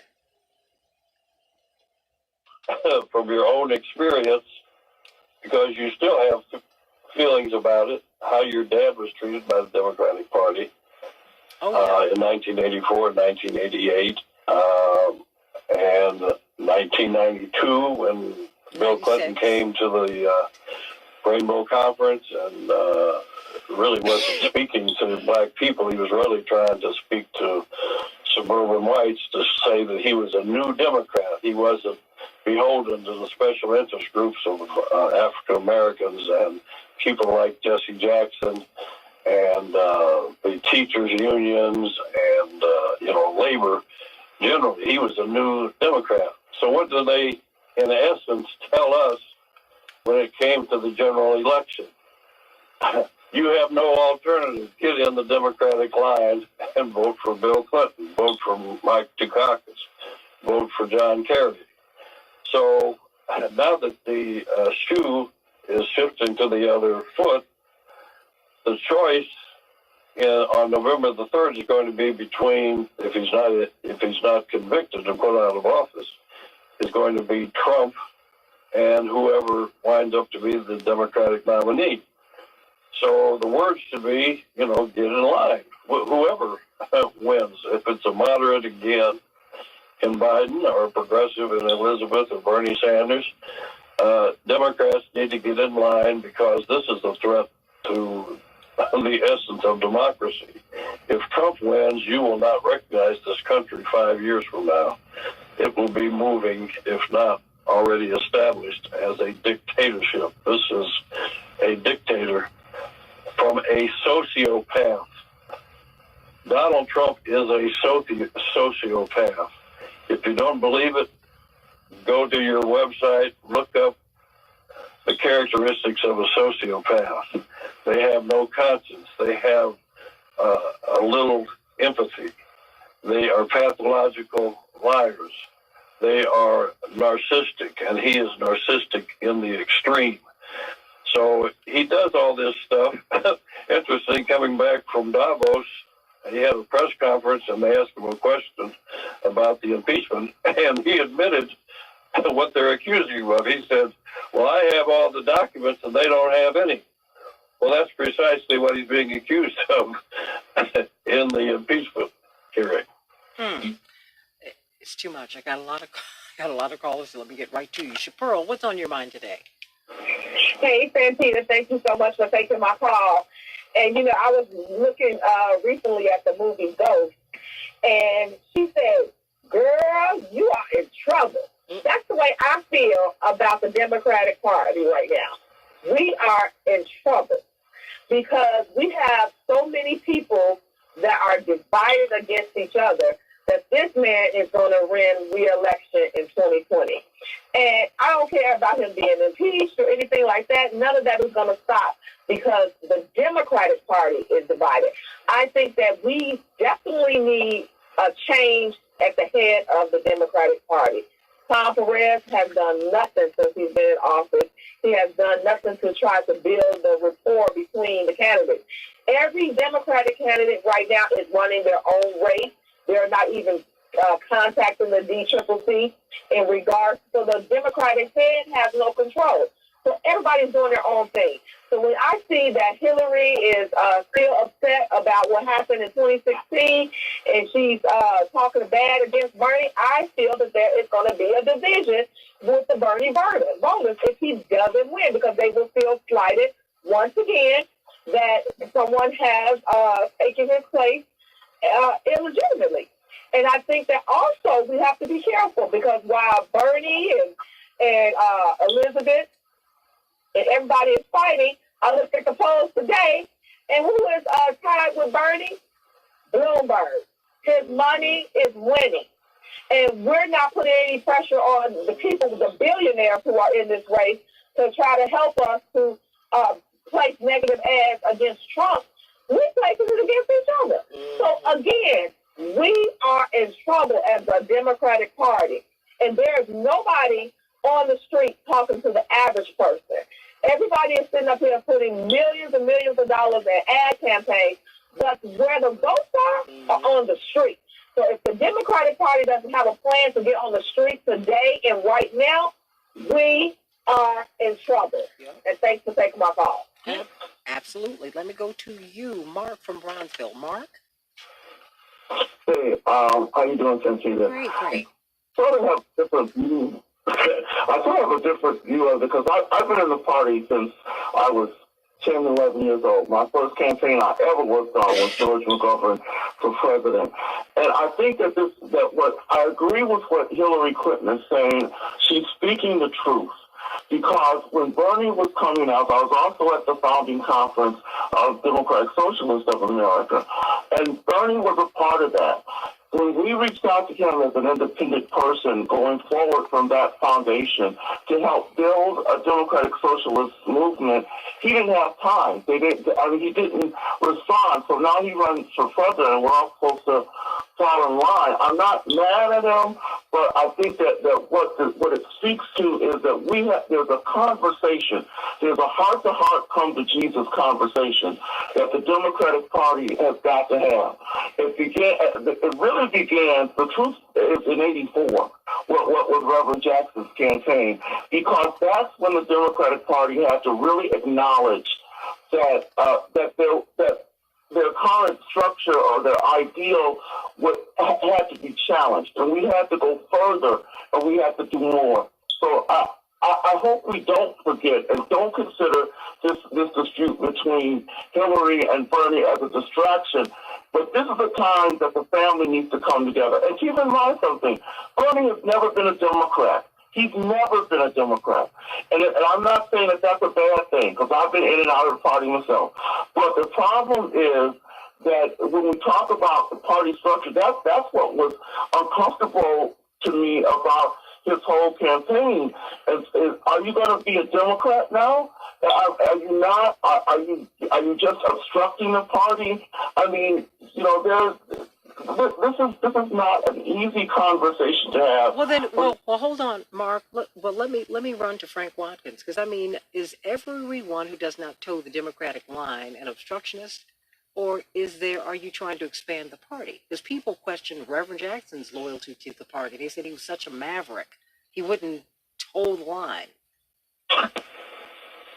Well, he identified himself as an independent Democrat. I identify myself as an independent Democrat. I mean, I have it on mute, but I'm watching a new survey that came up. Bernie Sanders, by far, actually, I was surprised, by far has the most. They asked, whether they had a favorable view of him. He had a 64% favorable view. The next person, I think, was at 55. So Bernie Sanders is viewed as very favorable, and he has always caucused and essentially voted, along Democratic lines. And as far as, the Democratic Socialist founding situations, I've never belonged to the Democratic Socialists of America. But, at the time of his death, Dr. Martin Luther King Jr. Was a Democratic Socialist. So we shouldn't be afraid of that term as, Trump is trying to make that out to be a boogeyman, to frighten you, scare you. That's what the Republicans, they always have a fear factor, the communists or the gays and lesbians or HIV, AIDS, or, they're always running on fear. And fear is a strong political weapon, but we shouldn't fall for that. Yes. Something I just want to raise. I'm so glad of Frank's comments, and I'm loving the two callers, what they raised as well. But I do want to, there's a saying that I often say around labels will be the death of us.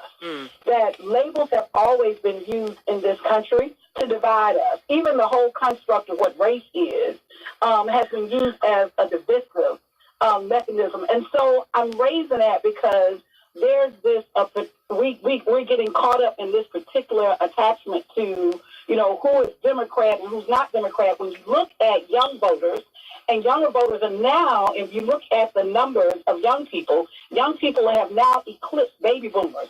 They don't have an attachment to their party labels as baby boomers and their elders. And so what people are voting on is not necessarily on party lines. If we want to be honest, Trump, when he ran, while he ran under Republican banner, most folks would say to you that he's not traditionally what you would say Republican, right?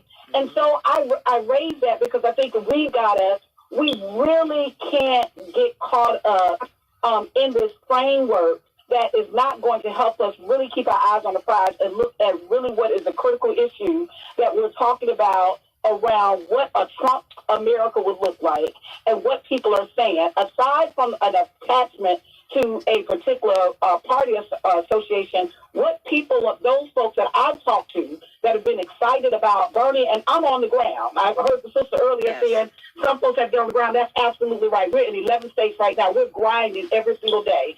And what I'm hearing from folks is that in recent years, there has been this over-concentration of wealth, that the inequities around who has and who has not, that when you look at the home prices are now twice as much as wage growth and income growth. When you look at incarceration rates, when you look at the closing of hospitals and schools, when you look at 28 million people don't have health care, the bottom line is folks are not looking at that from we the party, a party context. People are really looking at how is American politics, what candidate is going to make my life better, and whether folks have a feeling one way or the other around whether they like Bernie or not, I think on some level, that has a particular relevance.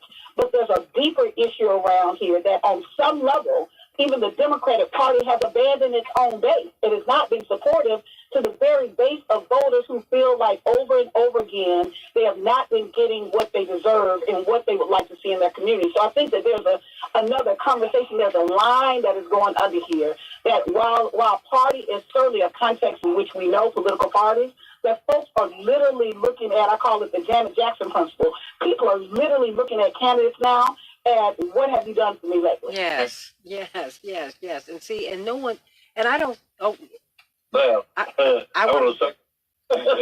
I mean, amen to that, and that's why I want to go back to Owen Higgins, because you are a journalist. That's not being reported. I mean, you had CNN using 4, 5, 6-week-old polls that showed Bernie Sanders in second, third, fourth place, while he's been surging. This story is not getting told, and people, quite frankly, bounce between Trump and Bernie. People don't even care about these parties anymore. They really don't. They are hurting out here. They can't go to the hospital. They can't pay off these student loans. They're putting off marriage. I mean, we can just keep on going. Americans are really struggling, and I don't think that story is being told. Owen? Yeah, I mean, I think that there's always been kind of a disconnect, between the reality that working people face and the way that the corporate mainstream media, portrays what's at stake politically, and I think that what they portray as at stake is different than than the issues that you guys have just brought up, because and this kind of goes back to the ideology thing, but again, I mean, it's because, to me, I think what they're doing is, if they start to address those real problems and the root causes of those problems, then they start to have a conversation that they really don't want to have.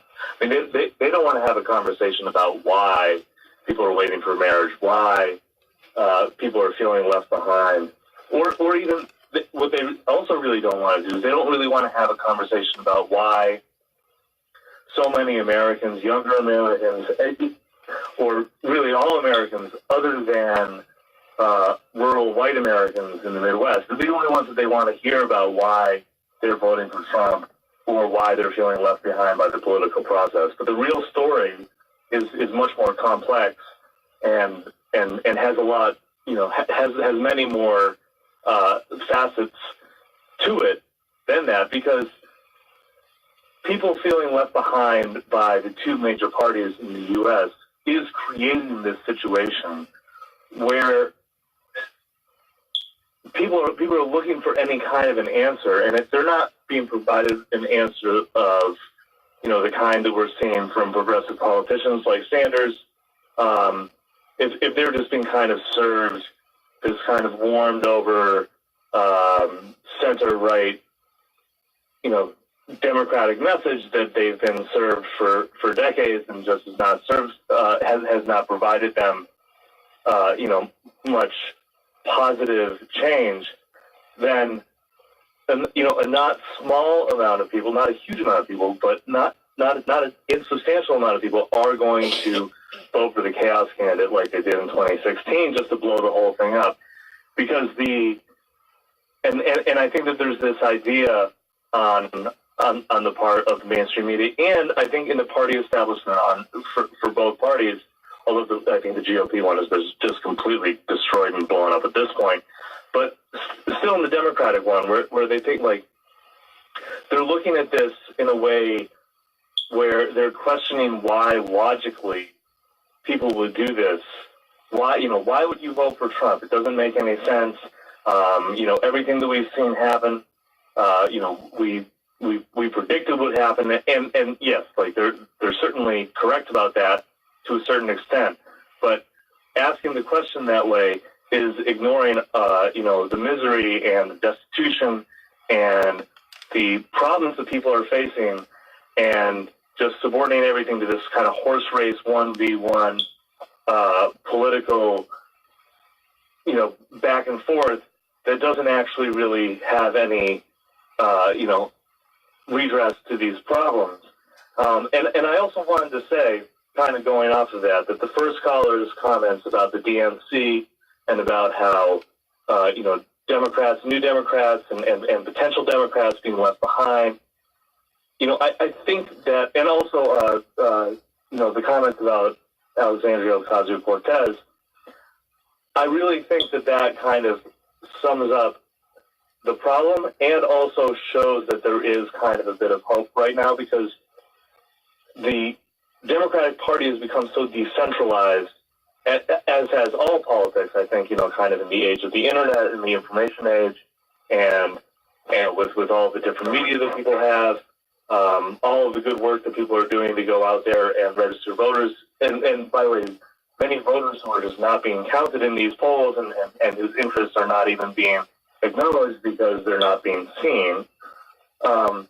I think that there is a shift that has already started to happen, that is happening, and I'm not sure what that looks like. I'm not even sure if it ends up, getting a progressive Democrat, nominated for president, let alone win.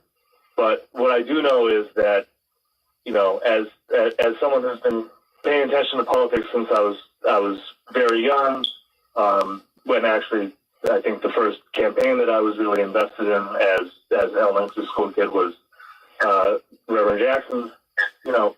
This was the idea that where we are right now is just completely different than anything that I've seen. Even what we saw 4 years ago, where we are right now is completely decentralized. There's a lot more power to the people, it feels like to me. Mm-hmm. So I am hopeful that this is a positive change, and what I'm really hopeful for, just to kind of wrap what I'm saying there, is that all of these issues that people are not seeing because the people who have these issues are underserved by the media or underserved politically because they're just not paying attention to. What I'm really hoping that we see is that those people and those interests can really swing this and change things, and hopefully for the better. You know what? Robin from Colorado and Tim and Chris and Robert from Wisconsin, my people calling from all around the country, stay right there because we're about to go off the air. But I know Owen Higgins, perhaps you have to go. Frank Watkins, perhaps you have to go. Latasha Brown, perhaps you have to go. But I'm going to talk with these callers for a few minutes after we get off.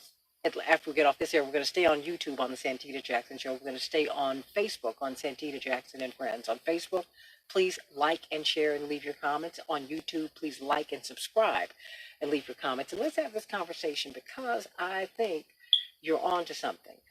Reverend Frank Watkins has given us a political science class today. I mean, because this struggle, and I'm going to get Nina Turner on this show as I talk with her. She's, really one of the lead spokespersons for Bernie Sanders. Love her to pieces. I said, this struggle didn't begin with you. I said, really, it's almost like the Elvis thing. I said, Reverend Jackson brought Bernie Sanders into politics, into national politics, not the opposite. So what we need to give you is the history of this struggle, the attack upon progressives. And you're right, Frank Watkins. I saw how they treated Reverend Jackson in 84 and 88. And I was deeply hurt, deeply disappointed, and angered more than that. Because Frank Watkins, as we go off the air, I remember Esther Thompson from Robbins, Illinois, who used to clean toilets, who used to open push, who said, "Run, Jesse, run." I remember the Moore family from Inglewood, who said, "Run, Jesse, run." I remember nameless, faceless people who said, "Run, Jesse, run." He ran for them. And when I see a Dennis Kucinich who is laughed at when he says, "I want a Department of Peace," while people are sending their children to war and they're scared to death, they don't even know why they're going to fight these wars. And when they get over there, they're protecting military contractors. I mean, come on. We got to have some real conversations about who we are. I got about 15 seconds, and you got it, Frank Watkins.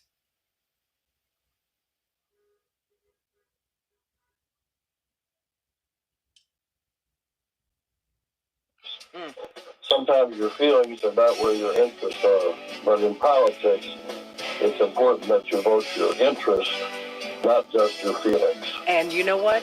And you and Reverend Jackson taught me that. And that's why, I can be critical of the Democratic Party, but I'm an independent Democrat today.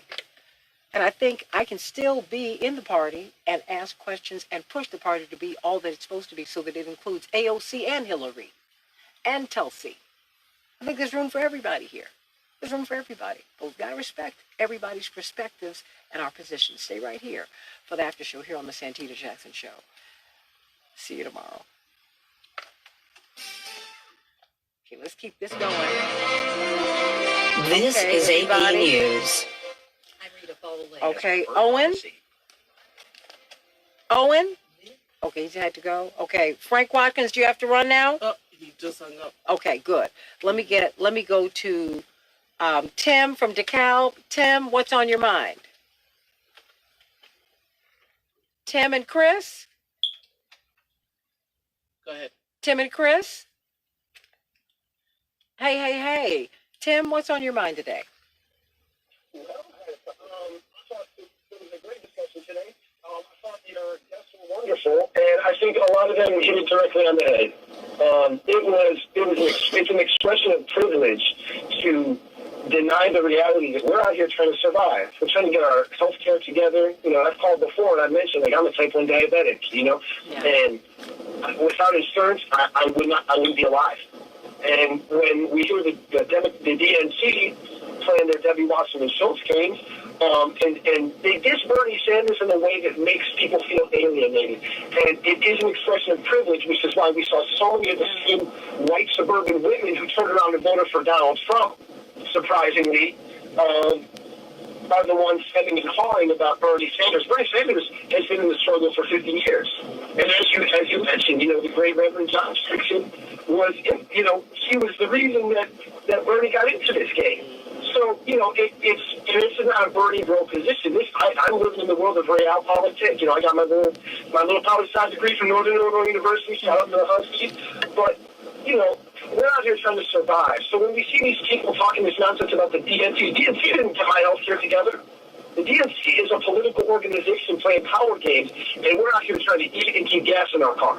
So believe me when I tell you, every time they come through with that nonsensical stuff about, you know, we got to support the party. Hey, you're right, and I happily voted for Hillary Clinton in the last election because I'm not trying to vote for an overweight reality TV star with too much makeup and fake teeth, you know. But it's a mess, like, and it hurts people. So when Hillary Clinton says stuff like that, it does hit us right in the chest because I'm out here trying to survive. And it's just her being her rich self, and it's a bad look. It's a bad look for the party. It's a bad look to people all across the country. So that's my thing. Like, it really does affect the party, and it affects the people in this country who are really listening to Bernie Sanders and saying, hey, my mom can get health care now.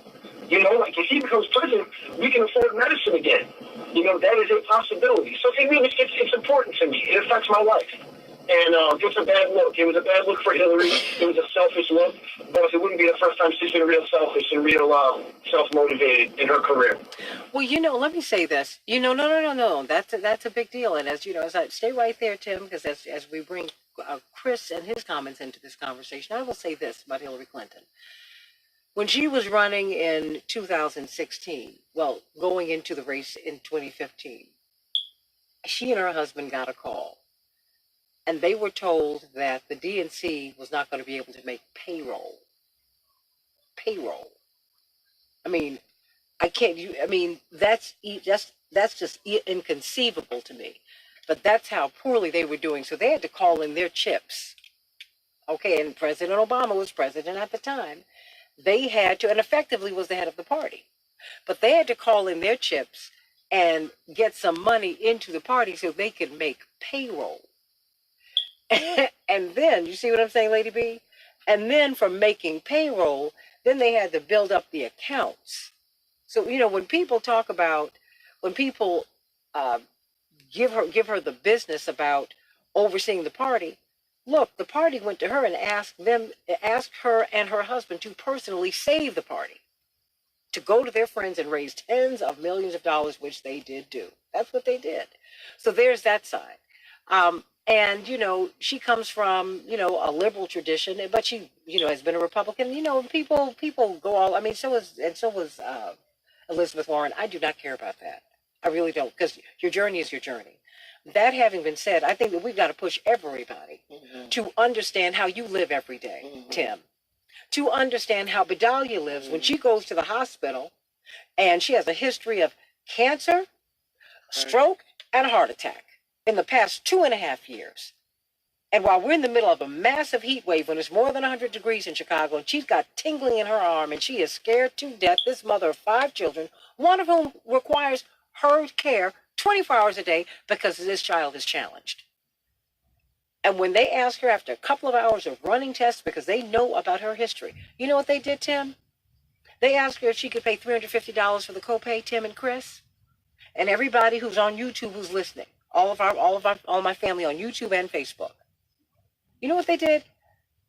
They asked her for the copay. She said, "I'm going to need you to bill me," and they had her leave within minutes. Yes. Huh? Yes. Get on that mic. Yeah. Yes. Yeah, they did. Yes, they did. Yeah, they did. Yes, they did. They didn't even because we were still supposed Now waiting pull the mic on to you so we can hear you. It just sounds a little distorted. we were waiting on more blood work done, but because I didn't have the 350, they came back within 15 minutes. Yeah. I think 20 minutes. Not even that, and they said, "Okay, we're discharging you. Here's the paperwork." What? They didn't Into the heat. And then into the heat. Right. It was so hot. You know when it's so hot that it looks like the street is moving. You can see because that's how hot it was in Chicago for about 3 or 4 days. And so wait a minute, these people. That's why when I hear the so-called moderate Medicare for all who want it, I don't want to hear that. I do not want to hear that. Most people in America, my brother Jesse, former Congressman Jesse Jackson Jr., Chris and Tim, he said, we are the best dressed poor people in the world. Mm-hmm.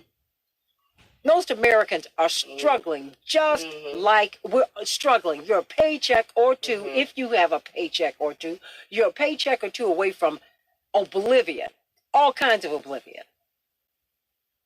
I mean, so, and so I don't know why she would open up this wound, because the thing is, look, you should vote your interest. Frank Watkins is right. That having been said, people live on emotion. Mm-hmm. They do. They do. Because this panel we had today, they are experts in politics, Chris. They're experts. So they're going to step back and say, well, wait a minute. And, because I've had to go to be that too, because I'm passionate about issues, not about politicians. I could not care less. Last person who was in politics who I loved was my brother. After that, I'm done. And there's some people of whom I'm very fond. And that's that. But so I don't look at politics that way. I'm trying to figure out if Omarosa could work out a deal with President Trump to save HBCUs, I say more power to her. She's not there anymore. But I need you to work with me, period. Even if I don't vote for you, I know he is still my president. I still need him to deliver for me, which is why when I had Alveda King here on this show, Dr. King's niece, who is a prominent Republican, I said, are you challenging him? She said, no. I said, no. That is your tradition. You have an obligation, since you can get in the room, to challenge. I didn't say beat up. I didn't say be unkind. I said challenge. That's what your uncle did. That's what Reverend has done. But somehow or another, everybody's gotten into this "I've got to like you" politics, which is so crazy. This is not a date. It's a destination. Okay? Dating is for liking. Yes, Mateo. You like people on a date, and if they move you, something in the way they moves me like no other lover. Okay? That's not politics. Politics is about getting your needs met. Yes. And getting these resources distributed in a way that your needs will be met. So, wait a minute. Stay right there, Tim. Chris, what's on your mind? Chris? Oh, yeah? Yeah, babe. You're preaching. You're right there. Everything you're saying is spot on. Like, as I said before, we're just trying to get by out here. We're just trying to survive. We're just trying to get our mom's health care. We're just trying to live. And it's a bad look. It's a bad look for the DNC. It's a bad look for Hillary. And it's going to push people away. Believe me when I tell you, when she says stuff like that, there's a lot of people who that hurt. And she needs to start thinking very realistically about putting that sociopath back in office in 2020, because I am horrified of that. It's as simple as that. Well said, Miss Santita. I couldn't agree more. But you know what, Chris? Yeah, Chris and Tim, I'm going to tell you this. One of the things that I'm concerned about is we're so focused on the presidential races that we're missing the low-hanging fruit. There is an opportunity that we have to get another senator and another kind of senator in the state of South Carolina. I'm not hearing enough of that. I'm going to have to reach out to Jamie Harrison, because I need him to come back on the show. Because now we're in the middle of the campaign. Remember, we had him in December? Mm-hmm. Lindsey Graham has never won with much more than 50% of the vote. That Senate seat is within our grasp. And I'm not talking about a black man who's running out because he's a middle of the road guy, but he is a decent guy who grew up poor and remembers it. That's what I'm talking about. Like when we had Chancellor Johnson from the University of Illinois, he has worked out a deal so that if you make less than $50,000 a year and have less than $60,000 of wealth, no, I think you make less than 60, or maybe it's less than 50. You get, if you were admitted to the University of Illinois at Urbana-Champaign, you don't have to pay tuition. Because he has been poor and he remembers it. That's what I'm asking for. And I'm not asking for you. I don't believe that all people who've been poor, who have moved out of poverty, remember that. And I don't think that all rich people are insensitive. I'm asking for someone to be sensitive to people who are poor and people who are working and people who want to keep their head above water and get up out of the drowning waters. That's what I'm asking for. Right? I mean, I want someone to hear you, Tim and Chris. That's why we do this show every day, to talk about people who are unvoiced. I'm not trying to slam Hillary Clinton. She's someone I like. Mm-hmm. And she's someone who history has shown me can be worked with. Mm-hmm. But I'm saying, wait a minute, why you would say that and upset Tim and Chris and Tony, Aloha? Mm-hmm. I don't understand that. Mm-hmm. Why you would call Tulsi a Russian asset? And what does that mean? Mm-hmm. What? I need you to go after poverty that way. Go in on that. How about that? Thank you. If I may, the reason that I want to become involved in both parties, so to speak, is because I'm not going to go anywhere. I'm not. If the Democrats win, I live in a Democratic state. Democrats run everything in Illinois, but I still live on my street corner in Rochelle, and I'm not going anywhere. I'm not going to hide. I'm not going to be sorry that I'm a conservative Republican. I pay my taxes. I'm an honest man, and I deserve a voice in this society. And my voice is just exactly the same as important as anybody else. And when we hear that people can get free, that they don't have to pay for college, the first thing that comes to my mind as a father, as a man, is who is paying that tuition, because those professors at whatever college is taking in free students are not going to work for free. Those professors will not work for $12,000 a year. They'll find jobs elsewhere. Well, hold on. Let me tell you, it's not, see, and this is where, let's work on the term free. Okay? No, I don't mind. But let's work on the term free, because people say that black folks worked for free for 250 years, which is not true. Black people work without pay. Okay? At some point, we have to think about, and it's the truth, we have to think about investing in our children, whether they are rich or poor. People who want an education, I don't have a problem with that. Look, when I got accepted to Harvard and Yale, they told me I couldn't have a scholarship, but you know who gave me one that I had actually earned? I got one from Spelman, I got one from Howard, and my mother said, you can go to school where you can afford to go to school, so I went to Howard. Okay? And one of the proudest moments of my life, I must say, and it just hit me, Vidalia, my mother came back to my dormitory, and because I had a lot of friends who went to Howard, that year. And my mother came back to the dorm, and she looked like she had seen a ghost. And I was like, oh my gosh, is everything okay? She said, I walked to the window. I stood in line with so-and-so, so-and-so, so-and-so, and I had my checkbook, and I was going to pay because she knew I had a scholarship. But I said I was going to pay the rest of your bill. And they looked at me and they said, no, Mrs. Jackson, your daughter doesn't owe anything. And she said, no. She said, I know she has a scholarship. They said, no. And my mother, they went back and forth for a couple of exchanges. They said, no. Her scholarship pays for everything. In fact, we pay her. And I was like, yeah, Mom, that's why I told you. That's why you told me I needed to get a scholarship to go to college. And I told you when I found out about the kind of deal that Howard offered, I was like, oh, okay, this is bad. And my mother said, I am so proud. She said, I don't know. And she picked up my phone and called my father. She said, I knew she had a scholarship, but I didn't know it was like this. Oh, my goodness. And I'm going to tell you, but on paper, Harvard looked at me and laughed when I talked about, well, do you all have scholarship monies or something? Here, I'm a top student in Chicago, in the United States. I'm a merit scholar and all that. My parents had 5 kids, and my father, most of the money he has made, he has given away to the movement, because that's his training. And he doesn't believe in all this money and stuff and all that. I got it. That having been said, no, you know what, Harvard had its, God bless them. That Harvard was not for me. And that was, and I'm okay. I'm more than okay. I'm only trying to share with you some of my experience, because you know what? Dr. King didn't go to Harvard. Dr. King went to Morehouse. So Morehouse freed me, not Harvard. Reverend Jackson went to North Carolina A&T. So Harvard did not free me. A&T did. James Bevel and Diane Nash Bevel and Ron Walters came out of Fisk. Fisk freed me. Not Harvard, not Yale, not Princeton. That's not what they produce. They don't produce people who go sit in at the lunch counter. Howard does, not Harvard. Fisk does, not Vanderbilt. North Carolina A&T does, not UNC Chapel Hill. You feel me? So you have to know where you have to understand where your treasures are. Huh? You know, I want to see some people in public office, Tim, who understand how people live and how people struggle. Period. That's what I want.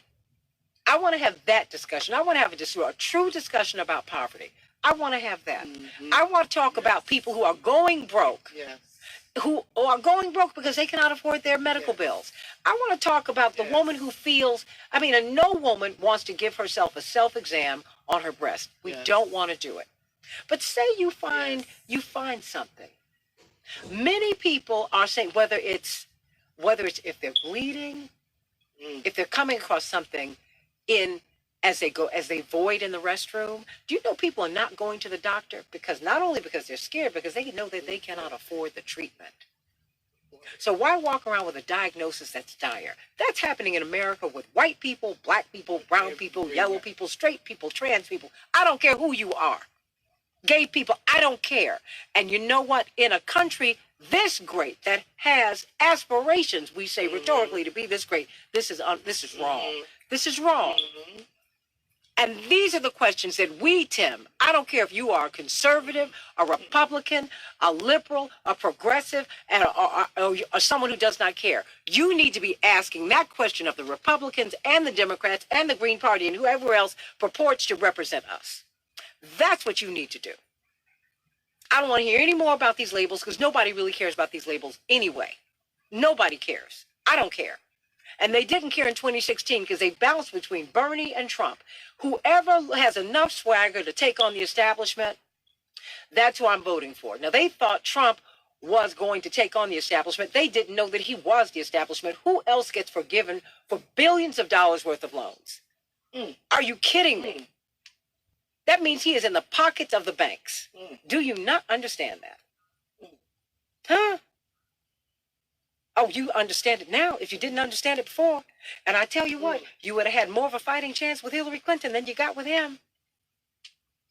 I disagree. Oh, honey, look, the evidence is there, because let me tell you, he's already told the people at Davos. The report just came out. He already told them, don't worry about it at the end of the year. I'm planning to cut Medicaid and Medicare. I'm shredding the social safety net.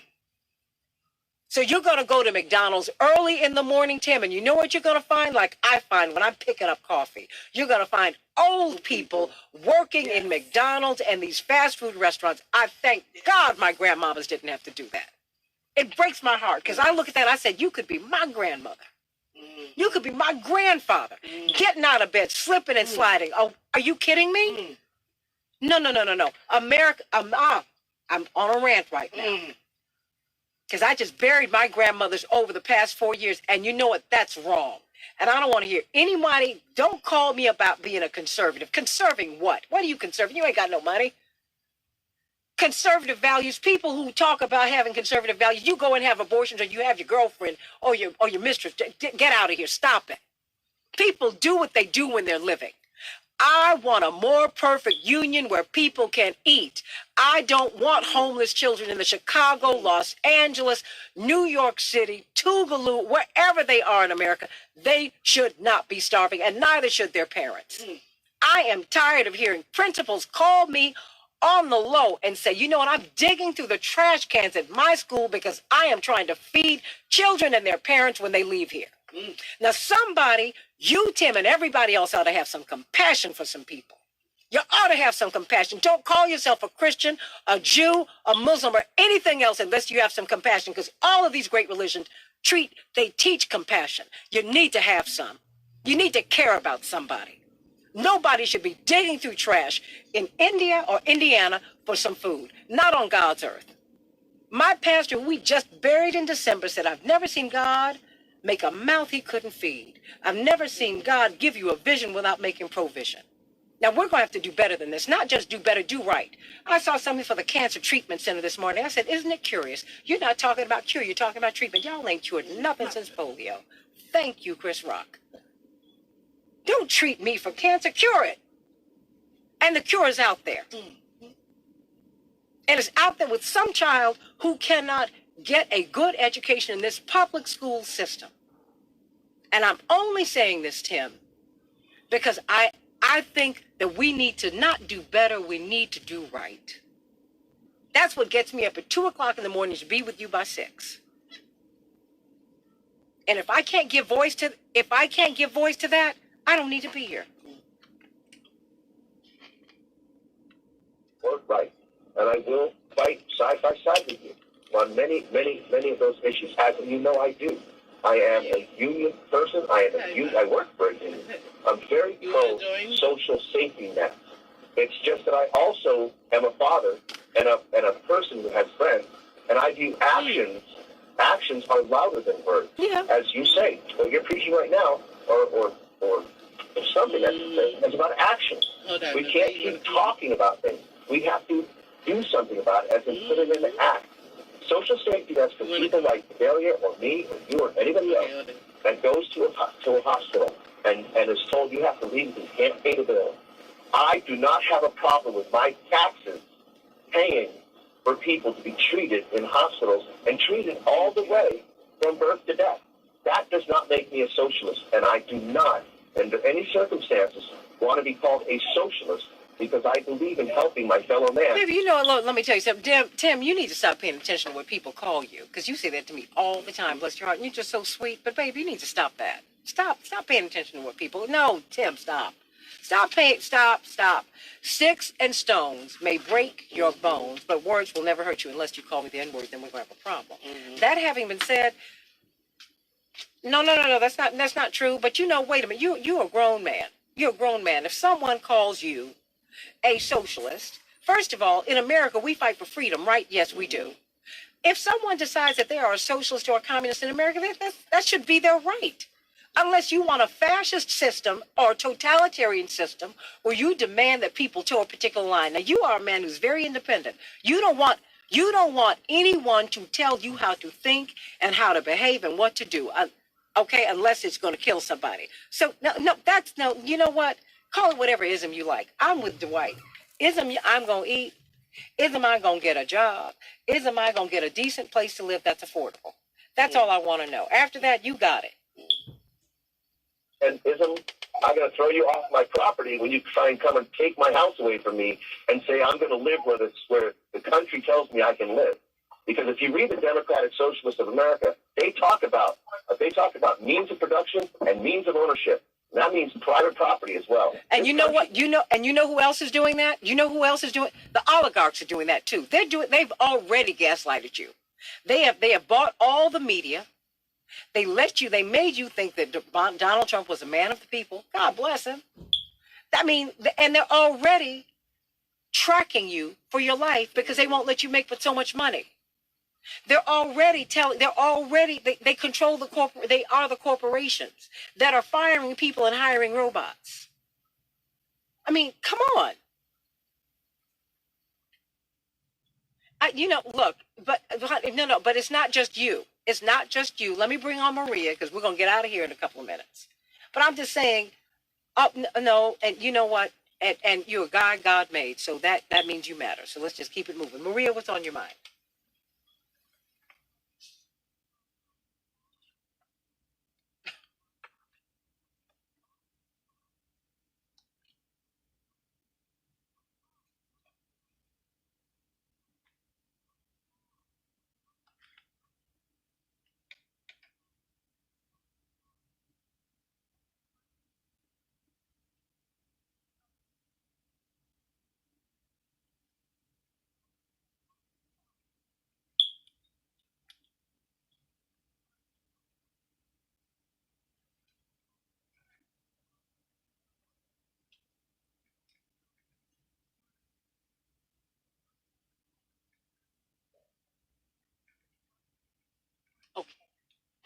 They're struggling. Wait a minute, Maria. So I Maria, just want to say hurrah. Maria, start again because Chaparral could not hear you. You said hurrah.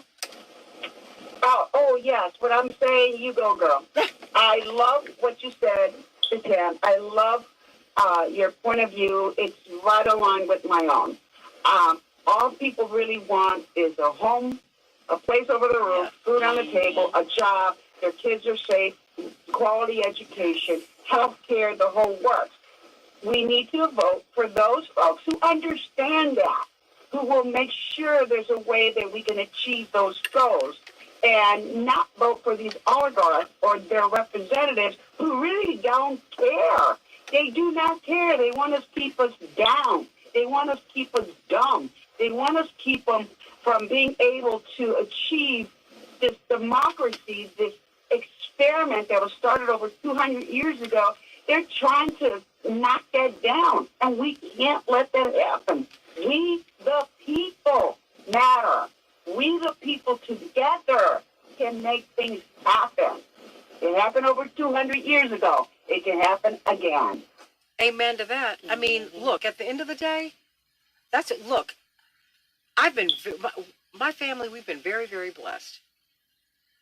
But I'm my parents' eldest child, so I remember some things, Maria and Tim and Vicky and Bab and Ever and Sierra and Tony and everybody else who are, Lorraine and Chaparral, everybody who's listening. My brother Jonathan, who you see on Push every Saturday, and I want you on Facebook to like and share, and on YouTube on the Santita Jackson Show to like and subscribe and comment. My parents were those people who, like you, were thrown out of a hospital. I've shared this story with you before. Right. My brother, because my parents weren't, he wasn't Jesse Jackson then, and his parents couldn't send him any money. My mama's parents couldn't either. My parents had to figure it out. Okay? And my brother Jonathan got sick. It was weeks before his first birthday. And he was getting smaller and smaller, and they kept taking him to the doctor. And the doctor, because, doctors at that time, 50 years ago, they were high and mighty. And he was kind of dismissed. All along, when my parents finally took him to the hospital, his lung was being eaten up by a viral pneumonia. So he was dying. And he did not get better, Maria and Tim. And they were going to put him out. The Catholic hospital came to my parents and said, "Yeah, I hear you, but y'all have no money, so you're going to have to leave." My father, devastated, couldn't call anybody for anything. He called Reverend Dr. Martin Luther King, whose staff he was about to join. And Dr. King said, just have them keep him until the morning. And he flew in that morning. And when he walked into that hospital, it saved my brother's life. Because he had won this Nobel Prize and he was Reverend Dr. Martin Luther King. And my parents said, "Oh my goodness, it's as if Jesus walked in and everybody's attitudes changed." See, it shouldn't have to happen that way. And I'm going to tell you because I've been on the other side of it. And my parents have never let me forget that story. They haven't let Jonathan, Jesse, Jackie, and Yusuf, who were not yet born. We all know that story. So I'm going to fight for everybody else who's in that position. And you should too. And you should challenge a Republican or a Democrat. I don't care who they are. Because you elect them to represent you and to take care of you. This coronavirus that is out here, it is going to impact the whole world because we are all connected to each other. Take that. Challenge Pete Buttigieg, Hillary Clinton, Amy Klobuchar, Elizabeth Warren, Bernie Sanders. I don't care who's running. Donald Trump. Challenge them all on that. No one should bury their child because they can't get health care. You shouldn't bury your mom or your daddy, your brother, your sister, your husband, your wife, your partner because they can't afford health care. Because some insurance company tells them no. Are you kidding me? Now, I'm talking about coming on. Let's come up. Let's be decent people. Everything else is just foolishness, and I'm not here for that. I'm not here for that. I almost lost my brother because they were going to put him out of a hospital, and he would have died. And it was the misdiagnosis was caught by my great-grandmother who couldn't read or write. She walked into my parents' apartment and said, "I smell pneumonia," because when she was growing up, no doctors wouldn't come to the black neighborhood.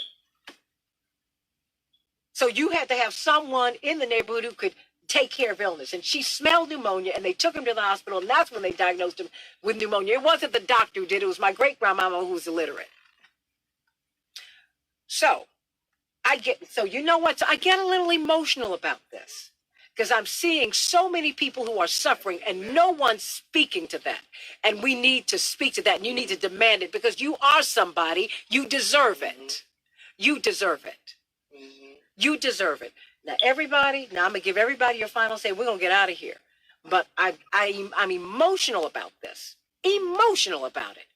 And you should be emotional about it because people should not be walking around here dying. We should not be sending our children to school when they cannot get educated. All these brilliant young minds, all of these people can contribute to the society. They are not being educated because we are tossing them aside. University of Chicago is about to be $100,000 a year. Who can afford that? Jeff Bezos' children can afford that. But you cannot. I don't care how qualified you are. You've got valedictorians you've got an 8th grade child who was teaching his 8th grade classmates in Detroit because he was the smartest guy in the class and they didn't have a teacher in the classroom. And it was a charter school. Really? You have a graduate of the Detroit public school system who's suing the public school system because he got to college and found out he couldn't read. We just did a story on that a couple of months ago. I mean, come on. What? So, Tim, I don't want to hear about being a conservative. Ain't nobody conserving nothing. And all these conservatives I know, they are the wildest, craziest people. They do everything. They do everything but have family conservative values. I don't want to hear it. I want to hear what you do, and I want to see how nice your children are. I want to see how nice you are. That's what I want to know. And I'm not seeing any of that. I'm not seeing any of that in Washington. I'm not seeing it. I'm seeing whenever Jimmy Carter takes a picture with past presidents, they push him off to the side and they stand in a cluster. Because he's talking about God. Yes. Okay? And he's talking about building houses. That's what he's doing. And 90-something. Oh, gosh. Really? Yeah. So there we go. Your final comments. Okay? Because Maria called in. She just said, and Tim called in, and I love you all. And everybody's hearing me today, but just know that's how I'm feeling today. Tell me when it's my turn, Hunter. Now, that's why I love a man who's obedient. It's your turn. Okay. We do not look for messiahs in the political world. I bet $5 right now that Bloomberg, if he were to win the nomination somehow, the Democrats would vote him into office. And he is an oligarch in every way, shape, or form. And I think it's time for us to choose our leaders, not have our leaders buy themselves into politics. Okay. There's a man named Cincinnatus back in history, ancient Roman history, who was asked to be the leader. He was the leader for a short period of time and then went back to being a farmer. Instead of these trillionaires, billionaires, or whatever, buying themselves into our leadership because they promised that they will do stuff for us. That's not how our country works. Our elected officials do what we tell them to do, and we need to get together, both sides of the aisle, and even people who aren't in those aisles, need to get together and tell our politicians, you do not tell us what to do. We tell you what to do. And that means the people that didn't vote for you just as much as the people that did vote for you. That's my last word here. Maria? Yes. You know what? What you just said is all righteous anger. And I totally back you up in everything you said, because I think we the people, we must remember, we the people made this country. We came from all over the world. We came here seeking freedom, seeking a way of life that was better. And that dream has gotten a little far away. And people, we must remember, together we can make things happen. And hold on to that righteous anger, Santita, because I am right behind you. Well, you know what I'm going to tell you. My people didn't come here for a better way of life. We were dragged here. Yeah. No. It's okay, because all of it matters. Because those people who are coming here for a better way of life were running away from oligarchs and monarchs. And you had every right to do that, and you were right to do that. But my people came here on another proposition entirely. And we were brought here, and we showed you how you can treat the least of these. We've shown you how people can be taken advantage of. We've shown you how people get raped and reamed for hundreds of years. We've shown you people's capacity for cruelty, but we've also shown you God's grace. Yes.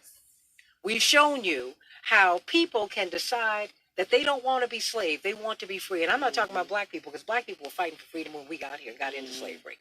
I'm talking about America had to make a decision, and America made the right decision.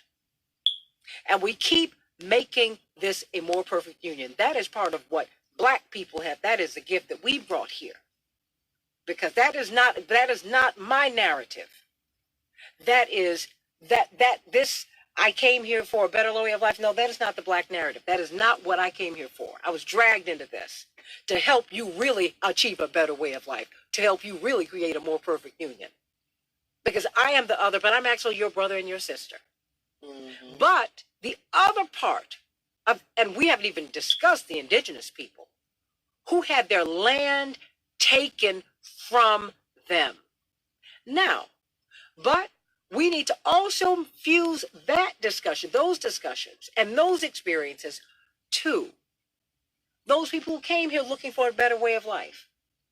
But you need to understand what you were running from so you can understand where you ended up being. That's what we need to do. Tell the whole truth. Because that's just part of the American story. I came here for a better way of life. No, not so fast, because that's not what America is. Completely. That ain't the complete truth. And every fight that black people have been engaged in kicked off the women's movement. Yeah. It kicked off all the freedom movements. And everything that I have fought for has made life better for everybody. Because every white man, you, Tim, if you didn't own land 400 years ago, 200 years ago, you couldn't vote. So my fight for the right to vote helped you. And you need to understand that. So when I'm talking about voter suppression or voter oppression, you need to be fighting for me. I want some reciprocity here. I shouldn't just be fighting for you. You need to be fighting for me. And you need to understand my story as I understand your story. The Statue of Liberty was not a gift to European immigrants. It was a gift from France to congratulating America for freeing black people from slavery. That's the true American story. That's the true Mother's Day is Mother's Day for peace. It was established not to give mamas flowers. It was established by mothers who had seen the carnage of the Civil War, and they said, 600,000 Americans dead? Oh my gosh, we don't want any more war ever again. That's what that was. Memorial Day was started by black people because white Union soldiers were dumped in graves without any regard for their humanity. And these black people who were newly freed dug them up out of those graves and buried them individually and had a ceremony. That established Memorial Day. Everything we've done in America has made this a more perfect union. Everything we've done. That's the American story. Get the whole story right so that we can get right. I love you, everybody. I'm out of gas. No. Have a great day. I love you both. Good night, everyone. I love you all. I love you. I love you. Let's get that whole American story together, everybody. The whole story. When you're on now, and take this video, like and share it on Facebook and on YouTube. Like and subscribe. I love.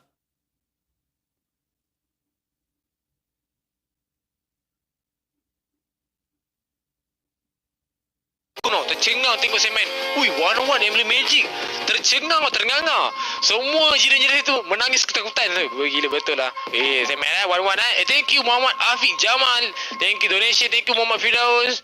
Laila satu kali. Saya dah main Laila dah itu. Saya tak boleh main hero Laila banyak kali. Nanti orang tiru gameplay Laila saya. Every time you do